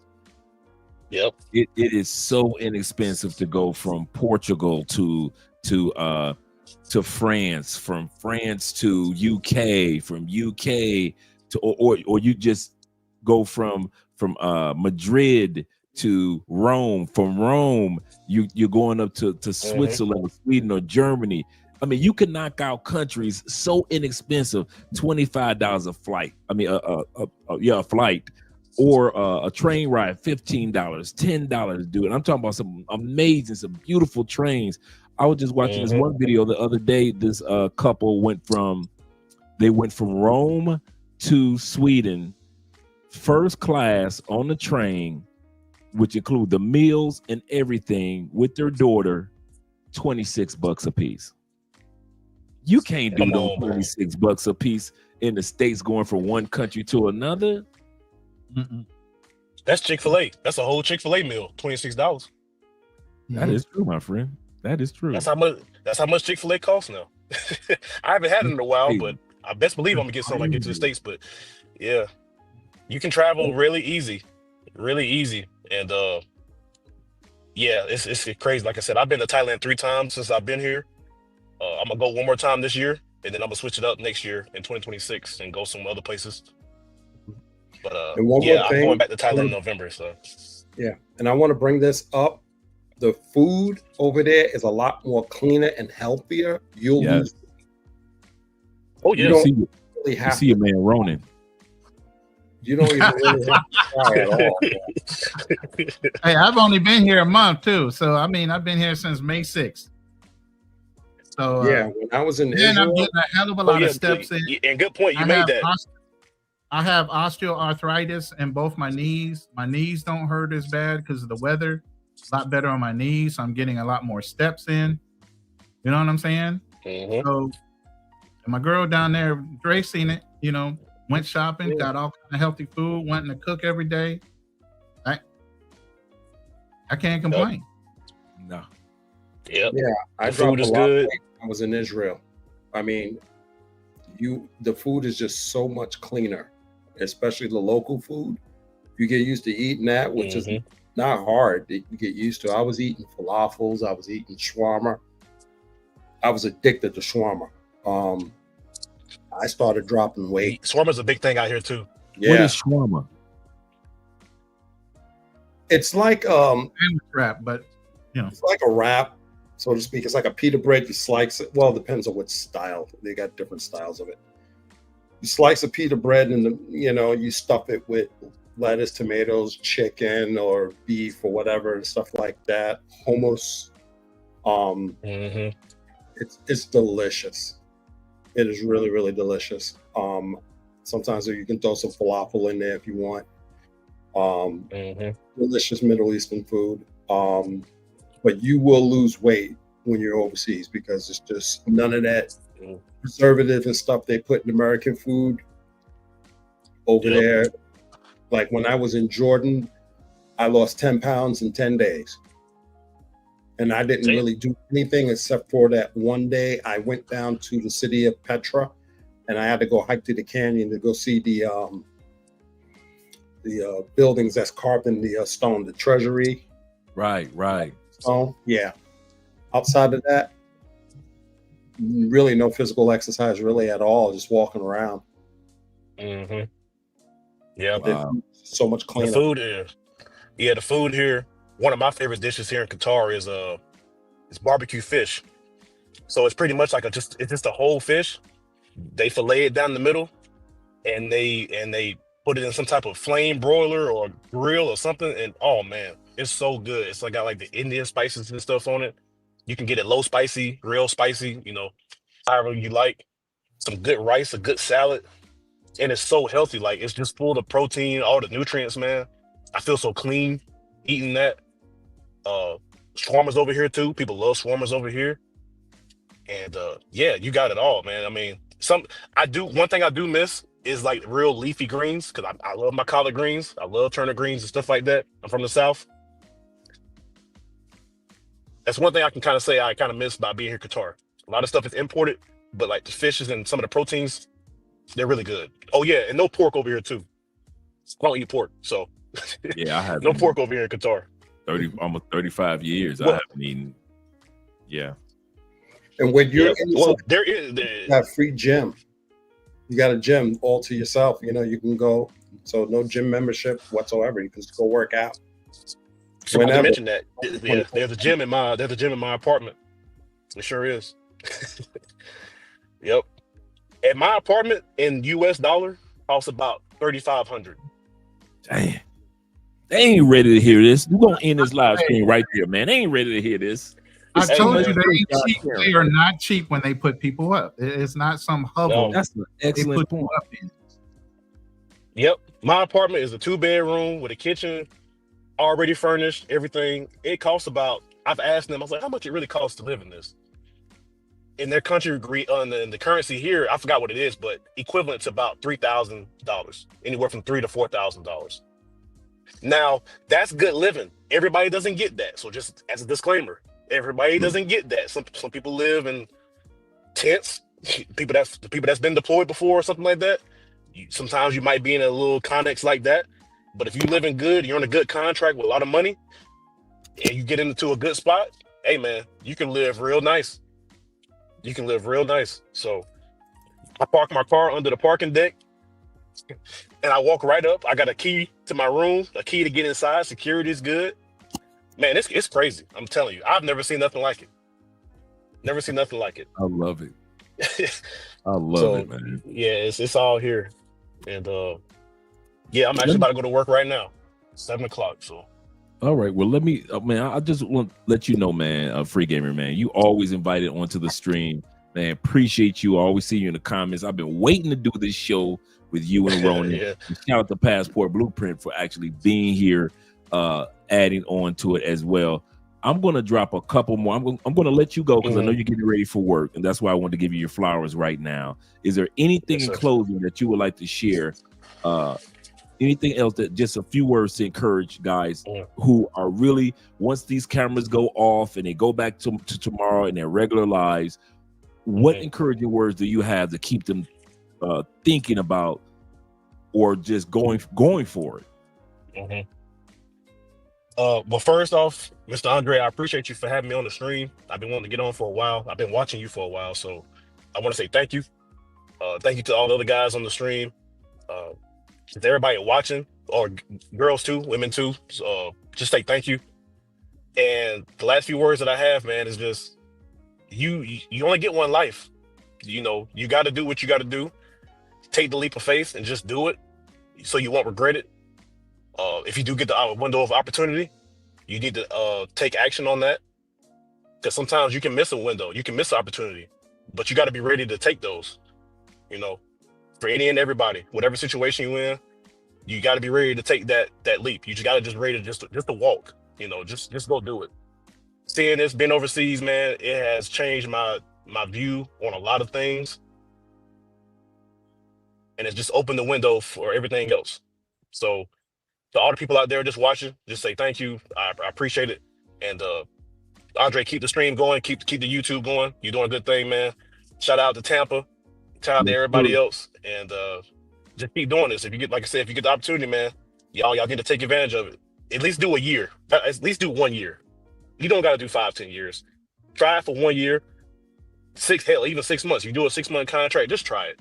Go out there and see something different. You come out here to Qatar, Kuwait, and you don't like the heat, it's okay. You can still leave. I mean, just because it's contracting don't mean you're bounded by something. You can still leave. It's a regular job. So just try it out. Go make your money and go somewhere else. See what's up. So that's the tidbit I got. And I'm about to go over here to work on this holiday, make this extra money, and I'm gonna sit at my desk. And I might continue to watch the stream. There we go. Appreciate you, brother. Hey, y'all. We'll let you peace. go. Thank y'all. Yes, sir. All right. Can I throw this out real quick for you? Yes, sir. Just for you guys out there in the chat, I want you to think about that. So say I'm gonna do this for 5 years. Say you're getting paid $100,000 a year. You take that first $100,000, you knock out your bills, which I know a lot of us probably may not have $100,000 worth of bills. But just to say you got $50,000 in bills. Take care of that $50,000. The other one, okay, I'm gonna put it in a retirement. Next year, you may take the other $100,000, put it in a retirement. Whatever remaining years you want to do, you may want to buy a condo in, say, Thailand. Okay, you take that and get yourself a condo in Thailand, and whatever money after those remaining years, you can either put it on into your retirement. You got your retirement padded up, you got cash in the bank, you got your place in Thailand, you're set in 5 years. Think about it. Think about it. And we haven't even touched Social Security yet. Bags. You ain't touched none of that stuff yet. In 5 years, you're set, and just leave that money just sitting there. For all you young guys, just let that just sit there and grow. See what happens when you retire. How much you already just put in about over $500,000 in your retirement, saved in a retirement account.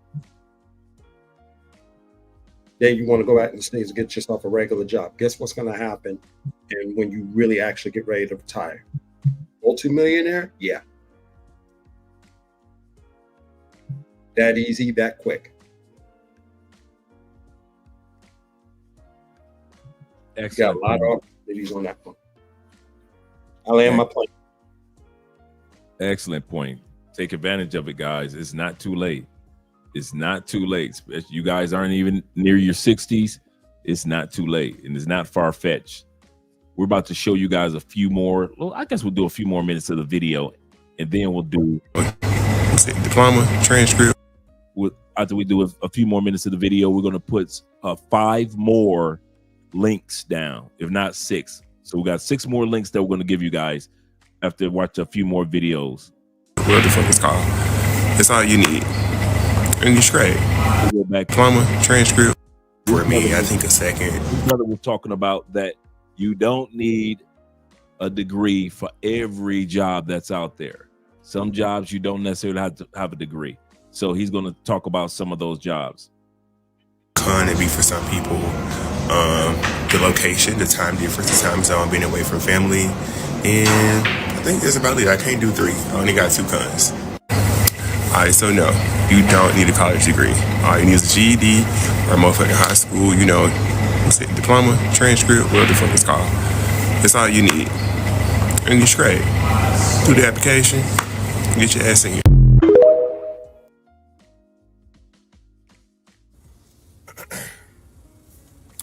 So the people that has been asking me about contracting, the fiscal year has started over in October. So October just passed.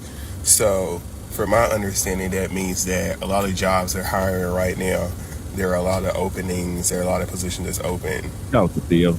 So like for my job, I done seen 4 or 5 people came in. So you go on clearancejob.com. That's what I recommend because that's how I got my job. You go on there, you apply. You can go on LinkedIn and find a recruiter for that job or that company, and you can email them or send them a text message. Most times on LinkedIn, they have their personal numbers on there, and when I reached out to the recruiter, they responded back quickly. So yeah, let me know if you have any questions. Yeah. Something good gonna happen in this year. I just found a contractor company that has a lot of positions open. It's Kuwait, UAE, and Qatar. This is the site. And these are the open positions. And that's one of the companies that I'm about to drop the link to as well. Share this with anybody that you think could use this information. When I tell people that we lived in Germany, it's always like, oh my gosh, how was it? But I always tell people it was one of the best experiences that I've had.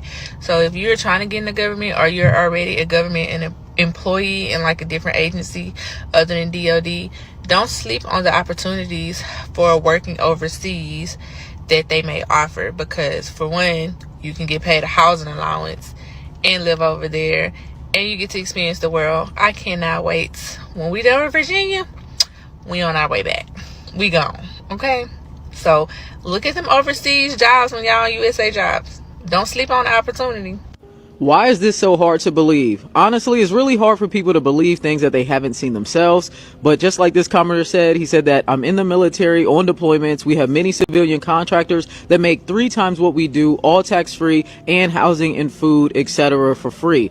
And that's exactly what I've been trying to tell people. When you work overseas, everything is completely paid for. Your housing is free, your food is free, and you're making 6 figures, and the first 120,000 is tax-free. So it's so much opportunity for you over there, and you don't even have to work in tech. There's many different careers that you can get into that allow you to go work overseas as well. So if people are interested in learning about how they can get overseas and become overseas government contractors, just comment the word free and I'll send you the link to my free GovTech workshop where I'll teach you everything you need to know to get a job in the GovTech industry. When I was overseas in Taiwan, I was making about 8,000 to 9,000 every 2 weeks after taxes, after benefits, after everything, like everything coming out. So talk about the tax-free aspect, because it's not like you're going to come back and they're going to put that on your W-2. Like, look, you was overseas, you owe us some money. It really is just tax-free up to a certain amount. Yep, up to a certain amount. So like if you live overseas and you're overseas for 330 days out of the year,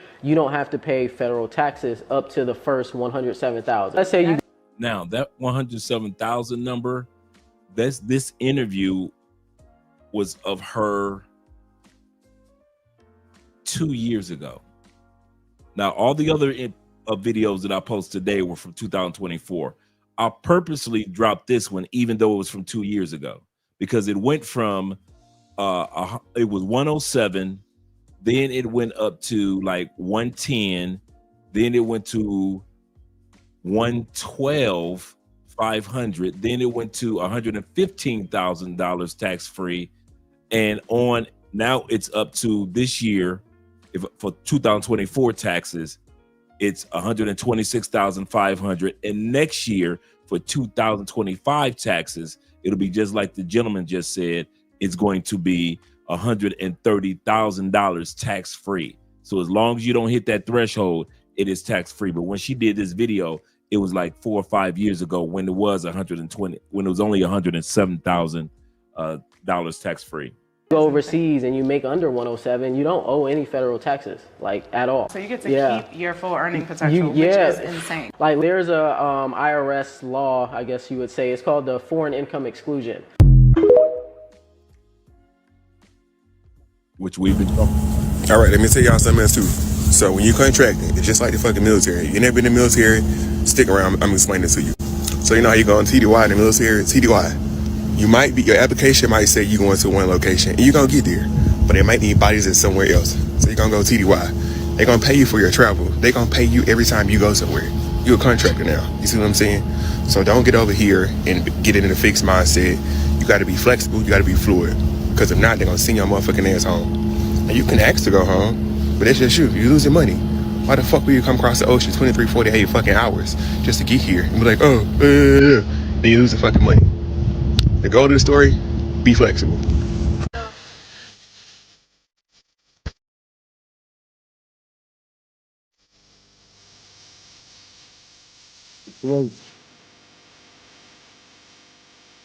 They don't tell you that Kuwait looks like that.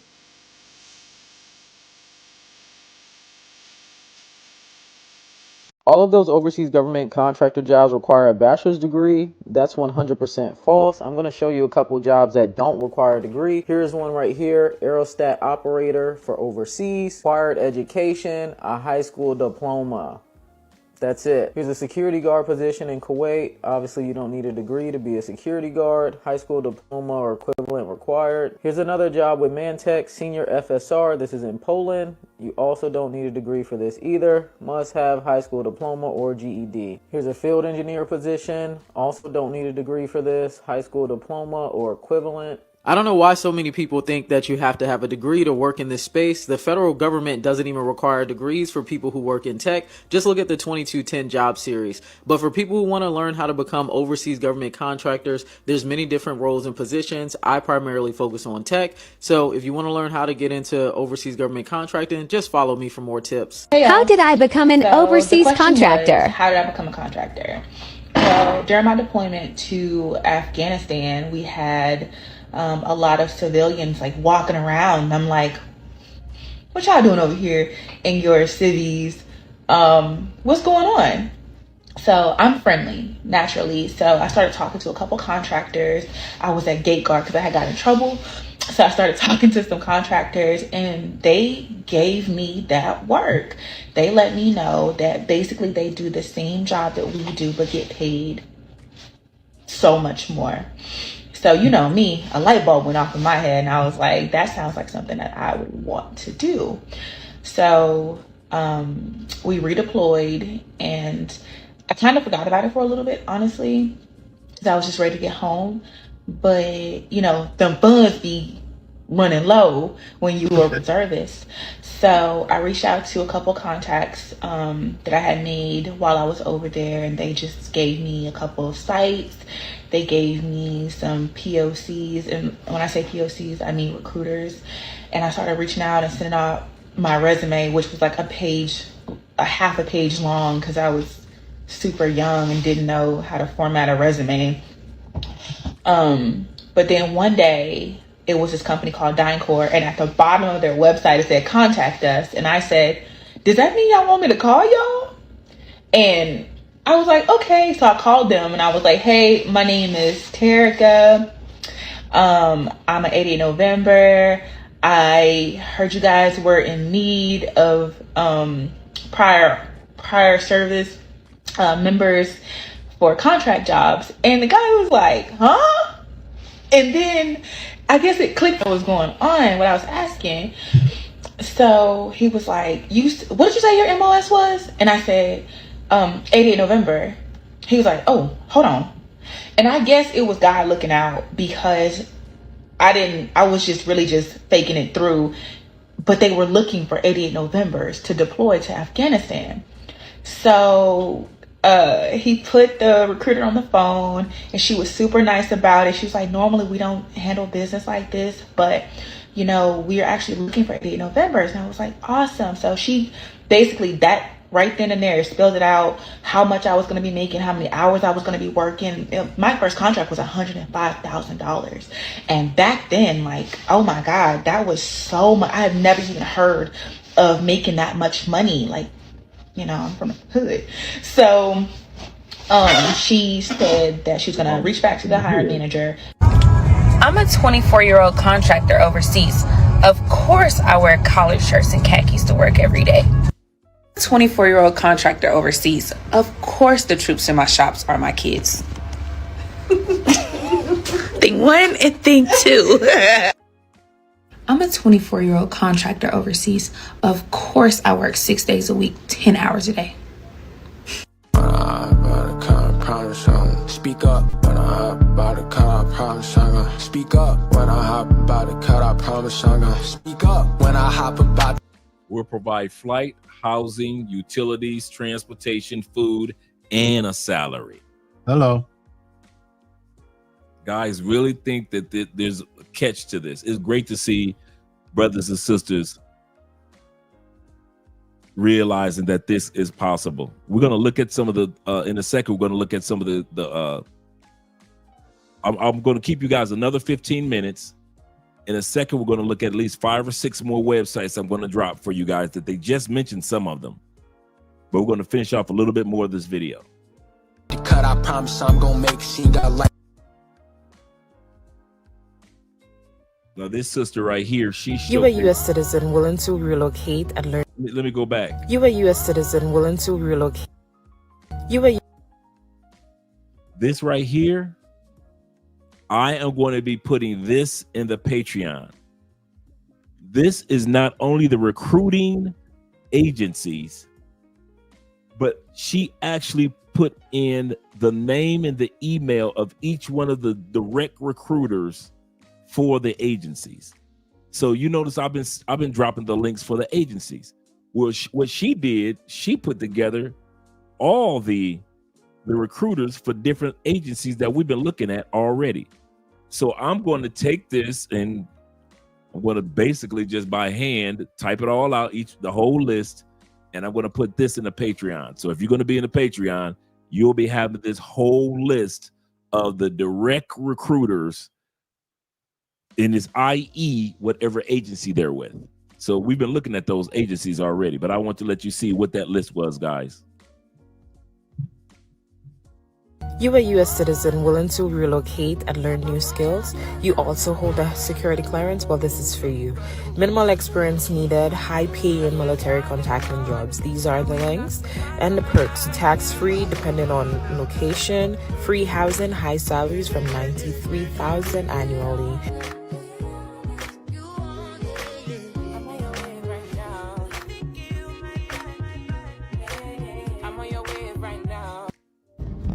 Hey, what's going on, people?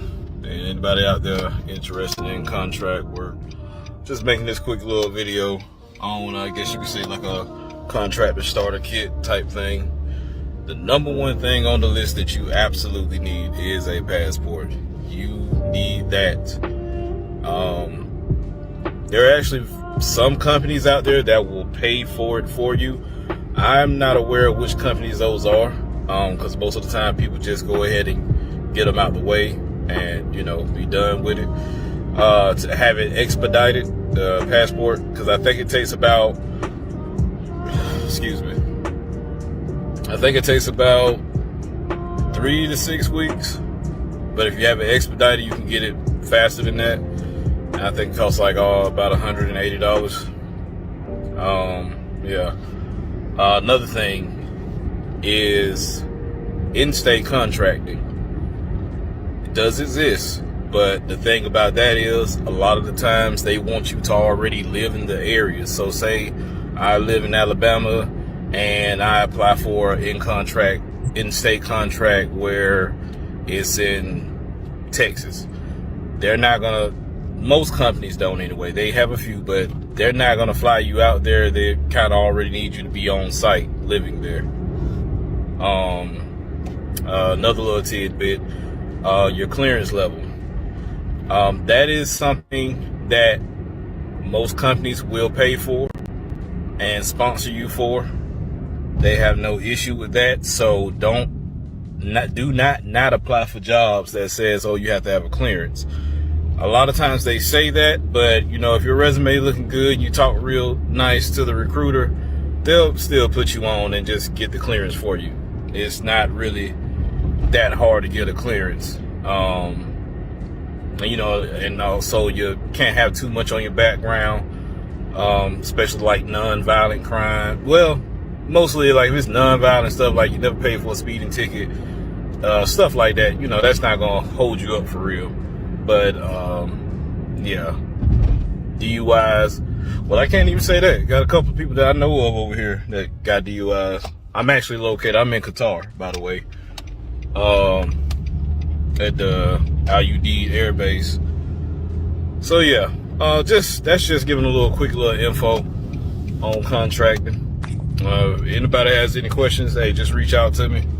I've been informing a lot of people here and there on how to get into this contract stuff, because life is hard back in the States and it seems like the only good money to make is over here. Excellent point. We're going to end the videos right there.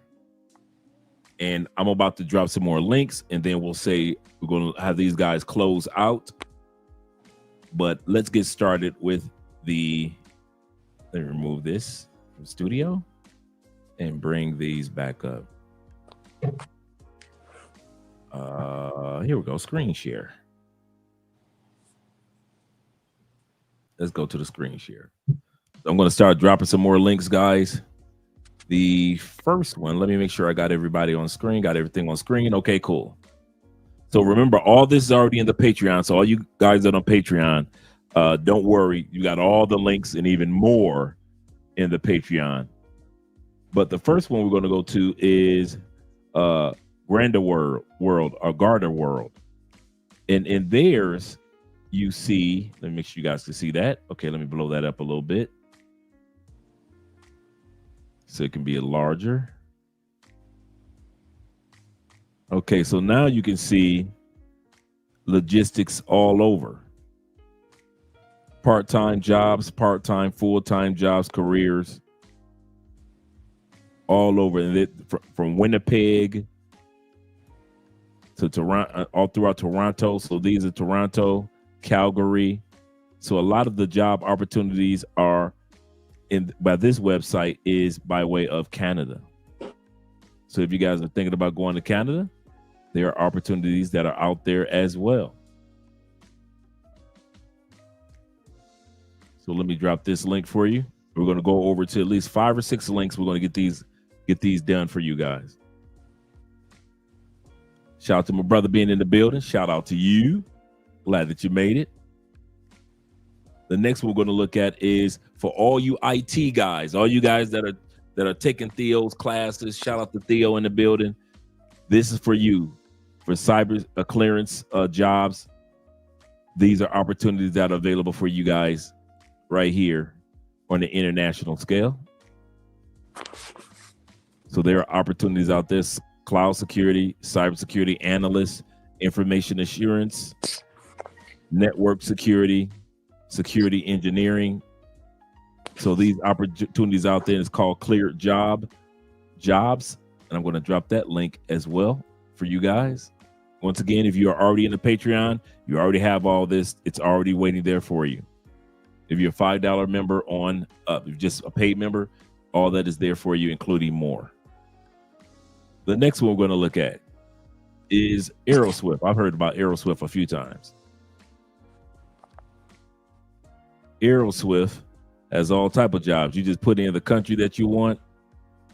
I don't know why I put Colombia, but you put in the country that you want, and it takes you directly to that particular job bank. And you can also look at all the jobs at the same time. So look at all the locations: Africa, Europe. Wait a minute. Make sure I got aerospace pulled up. Oh, there we go. You've got Africa, you've got Europe, North America, Asia Pacific, Latin America, Caspian, and the Middle East. So they have job opportunities in all those areas. So Aerosmith, I say Aero, but it's Aerosmith. Aerswift. I said Smith, but Aerswift. You can tell that I'm winding down. So I'm going to drop the link there. And right here, this is one that one of the young ladies mentioned. Right here. There we go. Wanted to make sure you guys could see it. And this is MSS, or in other words, MS2 USA. And these are overseas contract jobs that are available as well. They even got one for cargo in Haiti. UAE, Kuwait, Qatar. So there are opportunities that are out there for you guys to take advantage of it. So I'm going to drop this one next. Once again, if you're in the Patreon, it's already waiting for you there, so you don't have to rush to take notes or anything. And the next one, I believe that we looked at all these already. Cool. All right, let me get ready to move this out of the way so we can talk to my brother who just came in. How you doing today? Obstacles into opportunities. What's going on, gentlemen? Out there, man. Yeah, he's styling over there with the little robe and you got the robe. I'm looking at the background too. Yeah, the sconces on the wall and all this stuff, man. You in a high end area, I can tell, brother. You spend a little of this. Yeah. Ain't nothing wrong with that, man. You got to use it sometimes. What's going on, brothers? Where are you located? Right now, I'm in Vietnam, out there in Da Nang, or I'm a little small town called Hoi An. Or Hoi An, just a little nice old town. And so I spent some time out there, and I'm spending a couple of months in Da Nang. Now tell me about any experience that you have or anybody that you know when it comes to overseas contracting. That's what I did once I got out the Corps, and it's the best thing you could do. I mean, like, comes with some cons, but way more pros in my opinion. So the sites that you were just showing are very informative. That's what I used early in my career when I was looking for overseas jobs. But again, they usually pay for your board, your room, transportation, and then they also pay you a salary. And once you're working overseas, you get the 330. Being overseas for 330 days out of the years, it gives you some tax leniencies. So I love it. It's the best thing. Smartest choice I made. That is so true, man. How long have you been doing it? Well, I was doing it before I retired for about 12 years. Oh, wow. So you put no, Dre, you didn't hear the part of that said retired. This young man is retired at how old? 32. Now listen to that, y'all. Now let me in this last one, man. I need to go look in the mirror and examine what I've been doing with my life. Ready for this? They are not ready for this, Dre. I'm trying to ready for this type of truth. Goodness gracious, man. It's a few of you guys I've met, man, that are retired in your late 20s, early 30s, man. Shout out to you. Man, Obstacles did it. He did it. He didn't let nothing deter him. He did. No. Wow. I actually learned from gentlemen on contracting. I met a lot of older folks. I've asked for advice, and one of the words of advice, they said, hey, man, I've been doing this for 25 years. I wasted a lot of money on booze. I wasted a lot of money on girls. I wasted a lot of money on divorces. Wise up. Don't make the same mistakes that I made. I've still worked for this company, and guys were like, I made over $1 million, but I never translated it into savings or investments. Wow. So I'm still here today. Don't do that. And I just listened. I didn't find no treasure chest. I just listened to what the older men were telling me in contracting. That's an excellent point. That's an excellent mindset to look at it. Learn from the lessons or the experiences of others. That is real good, man. So when it comes to going back to the States, do you still have any connections with your family or friends back in the States? Yeah, I do. I mean, over the span of 20 years living overseas now, I go back every once in a while, but I have connections to America. That's where all my money is. So most of my investments are mostly still in America because it's amazing for that. But I just say outsource your life. And so I put my expenses and my living expenses in my overseas. So I live overseas and then have all my assets and make my money in America, one of the largest economies in the world. And it works out perfect. I get more bang for my buck. And I go back to the States when I need to handle some things, but also visit some family. But they also come overseas to visit me. Oh, man, you can't beat that, man. That sounds great, man. It has just been good to have all you men come up to validate. I knew this was going to be a good show. I didn't know it was going to be this good. I won't even lie. I sat back and I said, well, we got my man, Ronin. It'll be Ronin and I. Hopefully a couple other guys will come up. And then Passport came up, and then Gamer came up, and then Obstacles came up. And I'm so glad that God used you guys to really inform guys, encourage guys, share your testimonies, let them know that it's not far-fetched, that they are able to do it. We just want to let you guys know that there is, like I always say, that the reason why we have our channel is called Love Crossing Borders. We help you find love across borders or fall in love with the borders that you cross.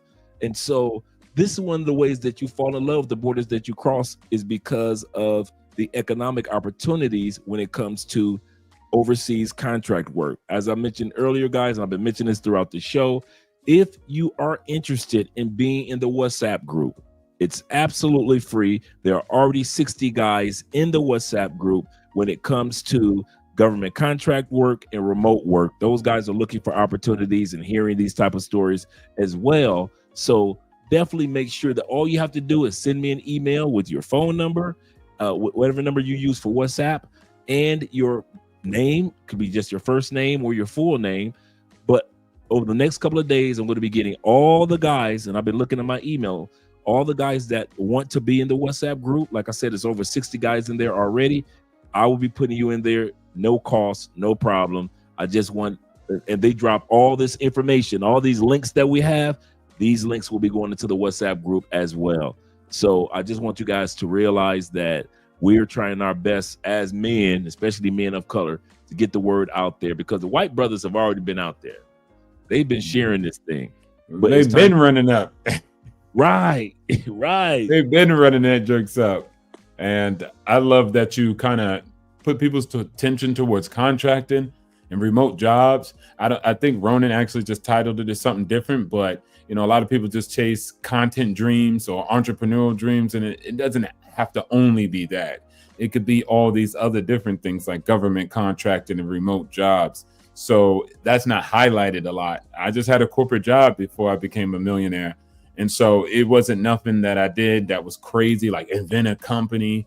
And so it doesn't also have to be that. It could be 9-to-5 stuff. And government contracting is, I love it. I respect it. I would go back today if I had to, and I wouldn't even feel shame. I loved it. It was nothing but an opportunity for me, and it showed me the world at the same time. That is great to hear. Now, let me ask you this. What countries did you do your contracting in, if you don't mind?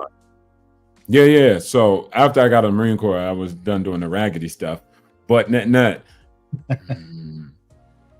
Holland, that's the Netherlands. I was in Islamabad. I was in Niger. That's on top of Nigeria. I spent some time in Israel, Tel Aviv, and Jerusalem. And I spent some time in Suriname, Brazil, all over the world. I think it's a bunch more, but I just can't remember them all at this point. Those are the big posts that I actually worked overseas, building out U.S. embassies. Wow. And a lot of us never think about when it comes to government contracting. A lot of guys kind of step over Europe. They don't consider a lot of opportunities over there in Europe as well. Yeah. Montenegro, I was there also. And then I did some time in Poland. So, I mean, and then also you travel while you're also overseas or finishing contracts. It's really a great job. I really couldn't complain. You definitely have to take more responsibility for your own, like, you know, retirement count. You take your own responsibility for medical. It's not like the government thing where people are saying you're super secure, but they do pay you a premium. So you just have to be wise with your own money. You know, I'll take the money instead of the benefits. Right. I'll buy my own benefits. And so that's what I love about it so much, is it gives you that freedom. Man, that's great to hear, man. That is great to hear. Well, in closing, gentlemen, because we've been here 4 hours, and tomorrow morning I'm going to take some guys to go see the giant statue of Christ. We're going to hang out early in the morning. And tomorrow night, guys, we already know tomorrow night is movie night over on Rumble. So make sure you guys subscribe to the Rumble channel. And just go to Rumble, Love Crossing Borders, and it's there. And tomorrow night, we got a couple of great movies that we're going to enjoy like we do every Saturday evening. And in closing, I want to hear what each one of you guys have to say in closing. We're going to start with you, Obstacles. Now, do you have a YouTube channel? No. I got off of the YouTube, so I just come in. Yeah. Hey, he was putting out some good knowledge, man. I swear to God, I was on his channel all the time. Yeah. You know, it's always the Jerry Springer, Maury Povich thing that gets more the clicks and views. Yeah, that's true too. Yeah. Knowledge. You know. Yeah. Now, you see him and I participated. Yeah, no, and shout outs to everybody too. And shout outs to you, Ronin. I know you always support it, but I did it more so of an asset protection thing. My lawyer was like, get your tail up off the internet giving in financial advice like that. So he was like, so I was like, yeah, say less. So net, I would say though, one of the most important things that you even just said prior was, guys, get in a group of like-minded individuals, sign up. It's like, it's crazy. It only costs like, people be charging $1, $10, like, to get in these groups that will fundamentally change your life. It's not what you know, it's who you know a lot of times, especially in contracting, just knowing the websites, dealing with people who could just even speak to the contracting office and just be like, here's a resume from my friend, 6-figure job. It's like ridiculous once you just have that connection. And True. when you don't have it and you don't know, that's the problem. But really, $5, $10, cheaper than a degree. And so I've always leveraged what is it called? YouTube University, and just connected with people all the time. And then on the back end, whether they had courses or whatever, I just signed up for them. And I'm not even selling courses. I'm just telling you from my experience, that has done way more for me than any degree could ever do. No disrespect to the institutions, but it is just what it is. So definitely link up with people like that and get in the right group that is moving forward, and they can hook it up and make it happen. But you got to do the work too. There we go. Anything else you want to share in closing? Nah, man, shout outs to everybody. You could do anything you want. I used to say obstacles to opportunity. You could achieve anything, man. You can come from the bottom all the way to the top and create the best life for you. You have the freedom and the choice. Don't have a negative mindset. I love America. I love the world. I love my life. I created the Garden of Eden right here on earth. And you could do the same. Don't bite the apple. Yes, sir. Yes, sir. All right. Next we've got coming up is my man Passport Blueprint. Let's hear what Passport Blueprint has to say. I'm sorry, I've been having some internet issues. I apologize for that, guys.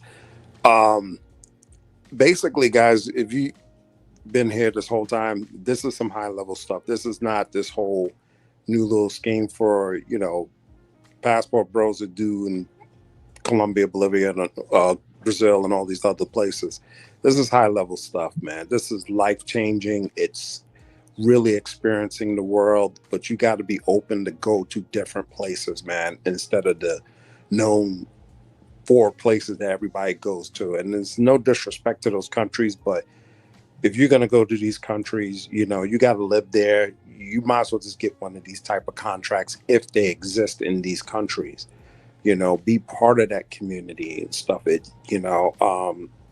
This is why, having these type of jobs is very, very important.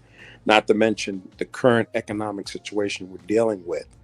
People are losing their jobs. I got laid off my job, So right now I'm spending time, training up, for better positions. So I'm going to be out there putting in for other jobs and stuff like that overseas, doing contract stuff, doing overseas stuff. Prepare yourself for these things, because we don't know how long this economic turmoil is going to be. And it's pretty much more of a reset from the pandemic, everything's resetting. So you really have to prepare yourself. I just stumbled onto this tonight. I ain't really had no plans to be here, but I'm glad to, to help out, Andre and Ronin, with the information that I have on contracting and stuff like that, because I've hung out with a lot of contractors. I know a lot of people who've done contracting. They hit me up on the game. They tell me what I need to do, and I'm, right now I'm in the position I'm going to do it.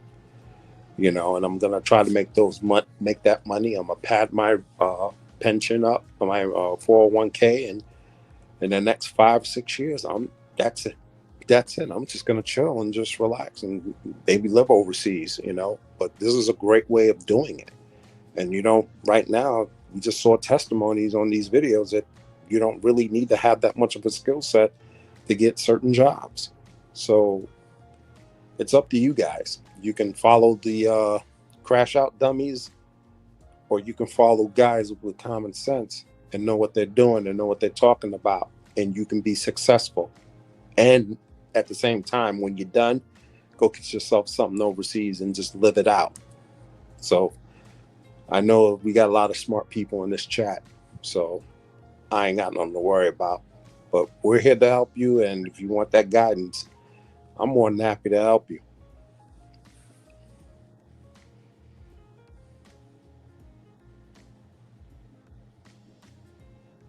Oh, did we lose Andre? I've been having it. I thought it was me. No, that's all of us. I had a blackout earlier or brownout. So yeah, you know, but basically, like, yeah, just to kind of keep it rolling until he gets back. You know, obstacles of opportunity. When he has channel, he was dropping some serious knowledge, and I was listening to a lot of his shows, and you know, these are brothers you really need to attach yourself to. Theo Wap, he's in the building. He's doing his IT training. That's another brother you need to link in with and learn from him. You know, all of us are here to drop knowledge, and this is the community you really need to be with, not this crash out dummy dudes trying to live some fancy ass lifestyle overseas, faking the funk. This is it, man. You know, getting into doing overseas contracting work. You know, 1 year you're making 100 grand and stuff like that. That's going to take care of your bills, dude. Yeah, your bills are done.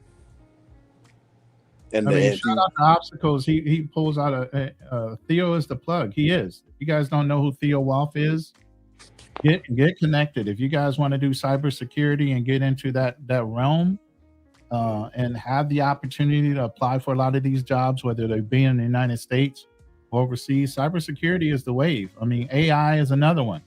You know, there are all these new technological things where you can get certified in these jobs in these different fields and open up the whole world to you, literally, for opportunities in different jobs. So, you know, plug into these guys, you know, Obstacles, and, you know, Andre, with the I'm a part of his WhatsApp group, and some of the links that he's put in there, just simple jobs that you can do even at home. Southwest airline job that pays you at least 5 figures overseas. You can do that online. So come on, there is no reason brothers need to be starving out here. You either just don't want it and you're making excuses, or you're gonna want it, you know. But the opportunities are out there, as you can see. There is no reason why, if a brother really wants to make money, he can't set up a plan and start executing. There's a thing in sales we always say: how do you eat an elephant? One bite at a time. You at least got to set up the plan in order to start to demolish the elephant that's in front of you, you know, and then you go at it, you attack it, you know, and don't give up. Yeah, you can take setbacks. Life happens. There are always going to be setbacks. It's how you get up and recover from it that makes you the person you're going to be. Okay? Nobody executes everything perfectly every time. That's an impossibility. Mm-hmm. Okay? But you got to keep pushing forward. You got to keep making a plan. I was supposed to be here a year ago, but it was only going to be for a couple months. Now I'm here and I can stay as long as I want. You know, but the whole point is you got to set that plan, and then you got to start pushing that ball down the hill and get that motion going. Once you get that emotion, everybody in sales used to stand up. A lot of people used to sit in cubicles. In sales, motion creates emotion. When you stand up, your personality takes more excitement that comes in. ABC, always be closing. There always are things that you can learn from other things that gain knowledge. And if you guys aren't taking that knowledge you've learned from other jobs, other positions, and reapplying it to your own personal gratification, then you're wasting. You're wasting your time, you're wasting your efforts, and you're wasting your growth potential. Absolutely. Absolutely. Mm-hmm. Shout out to, go ahead. Yeah, Ronin's absolutely right, man. Who you listen to is going to matter. So, you know, I thank Andre for having this show because, like I said, I just stumbled onto it. And this is a great show. And I will send an email to join the WhatsApp app group. Guys, if you really want to do the overseas stuff, I mean, it's possible. Anything's possible, you know. And You just gotta listen to the right people. If you're listening to these dudes that just want to sit here and try to flex overseas and stuff like that and brag about how many women dude, you're going down the wrong path.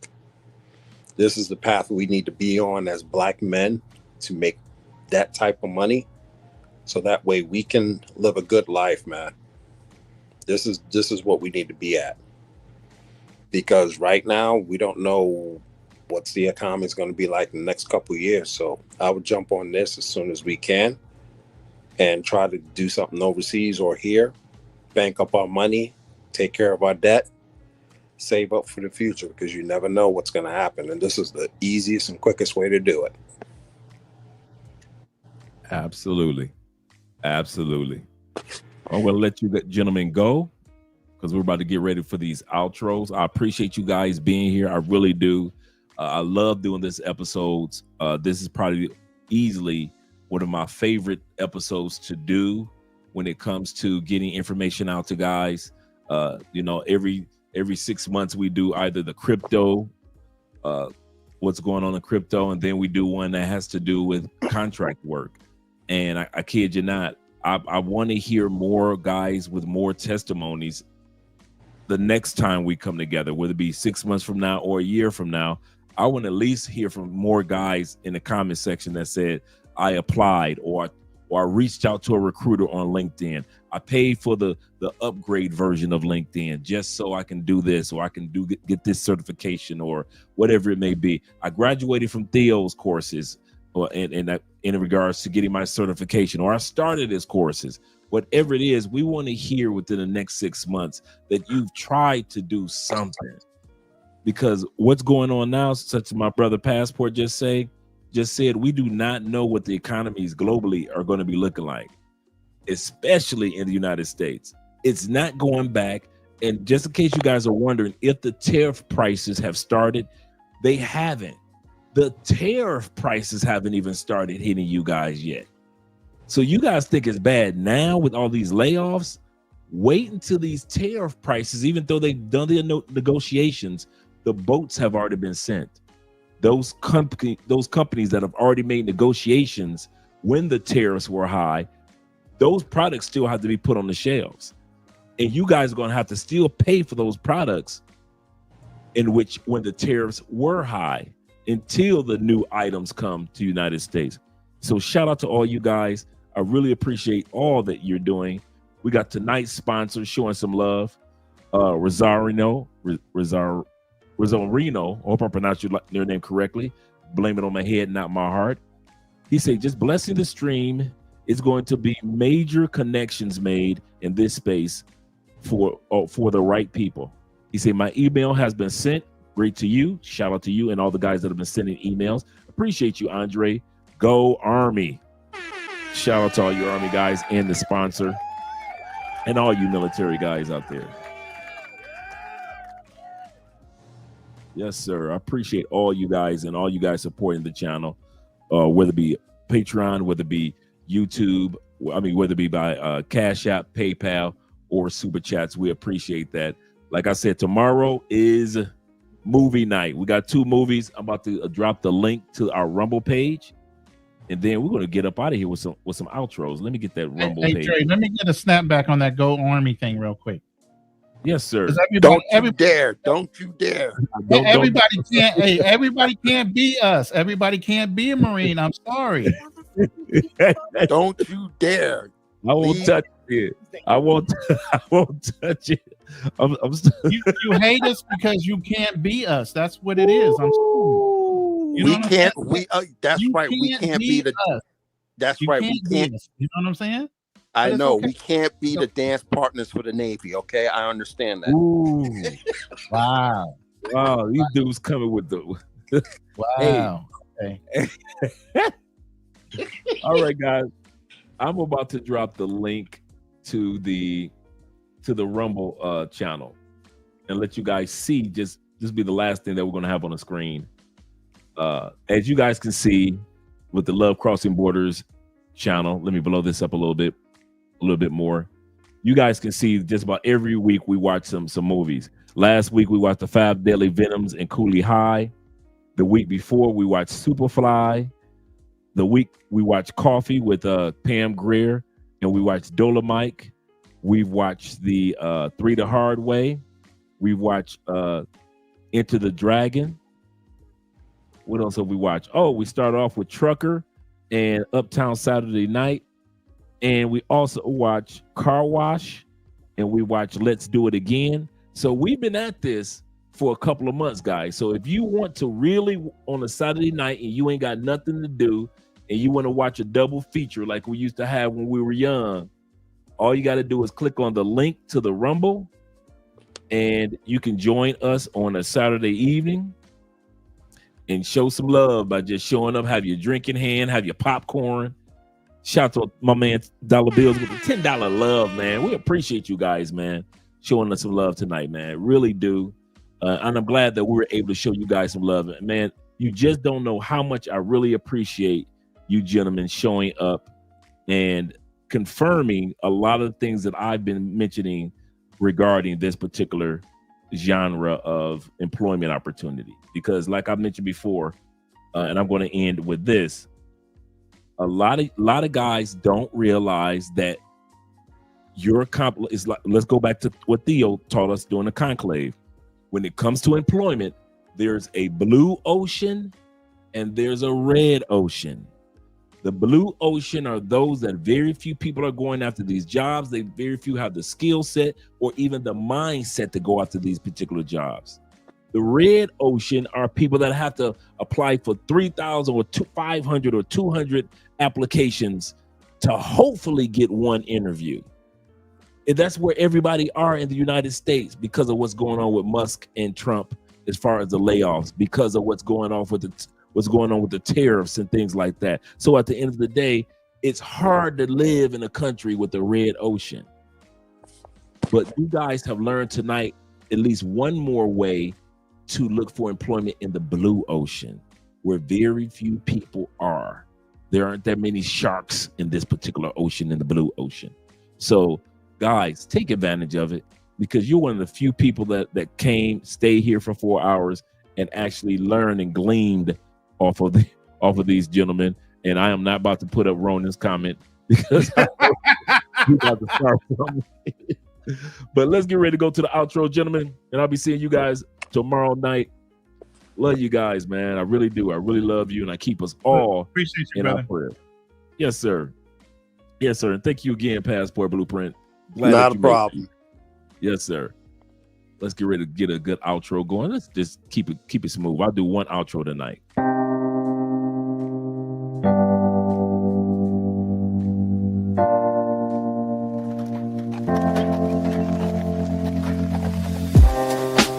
Living for weekends, wishing I could take a break from this world.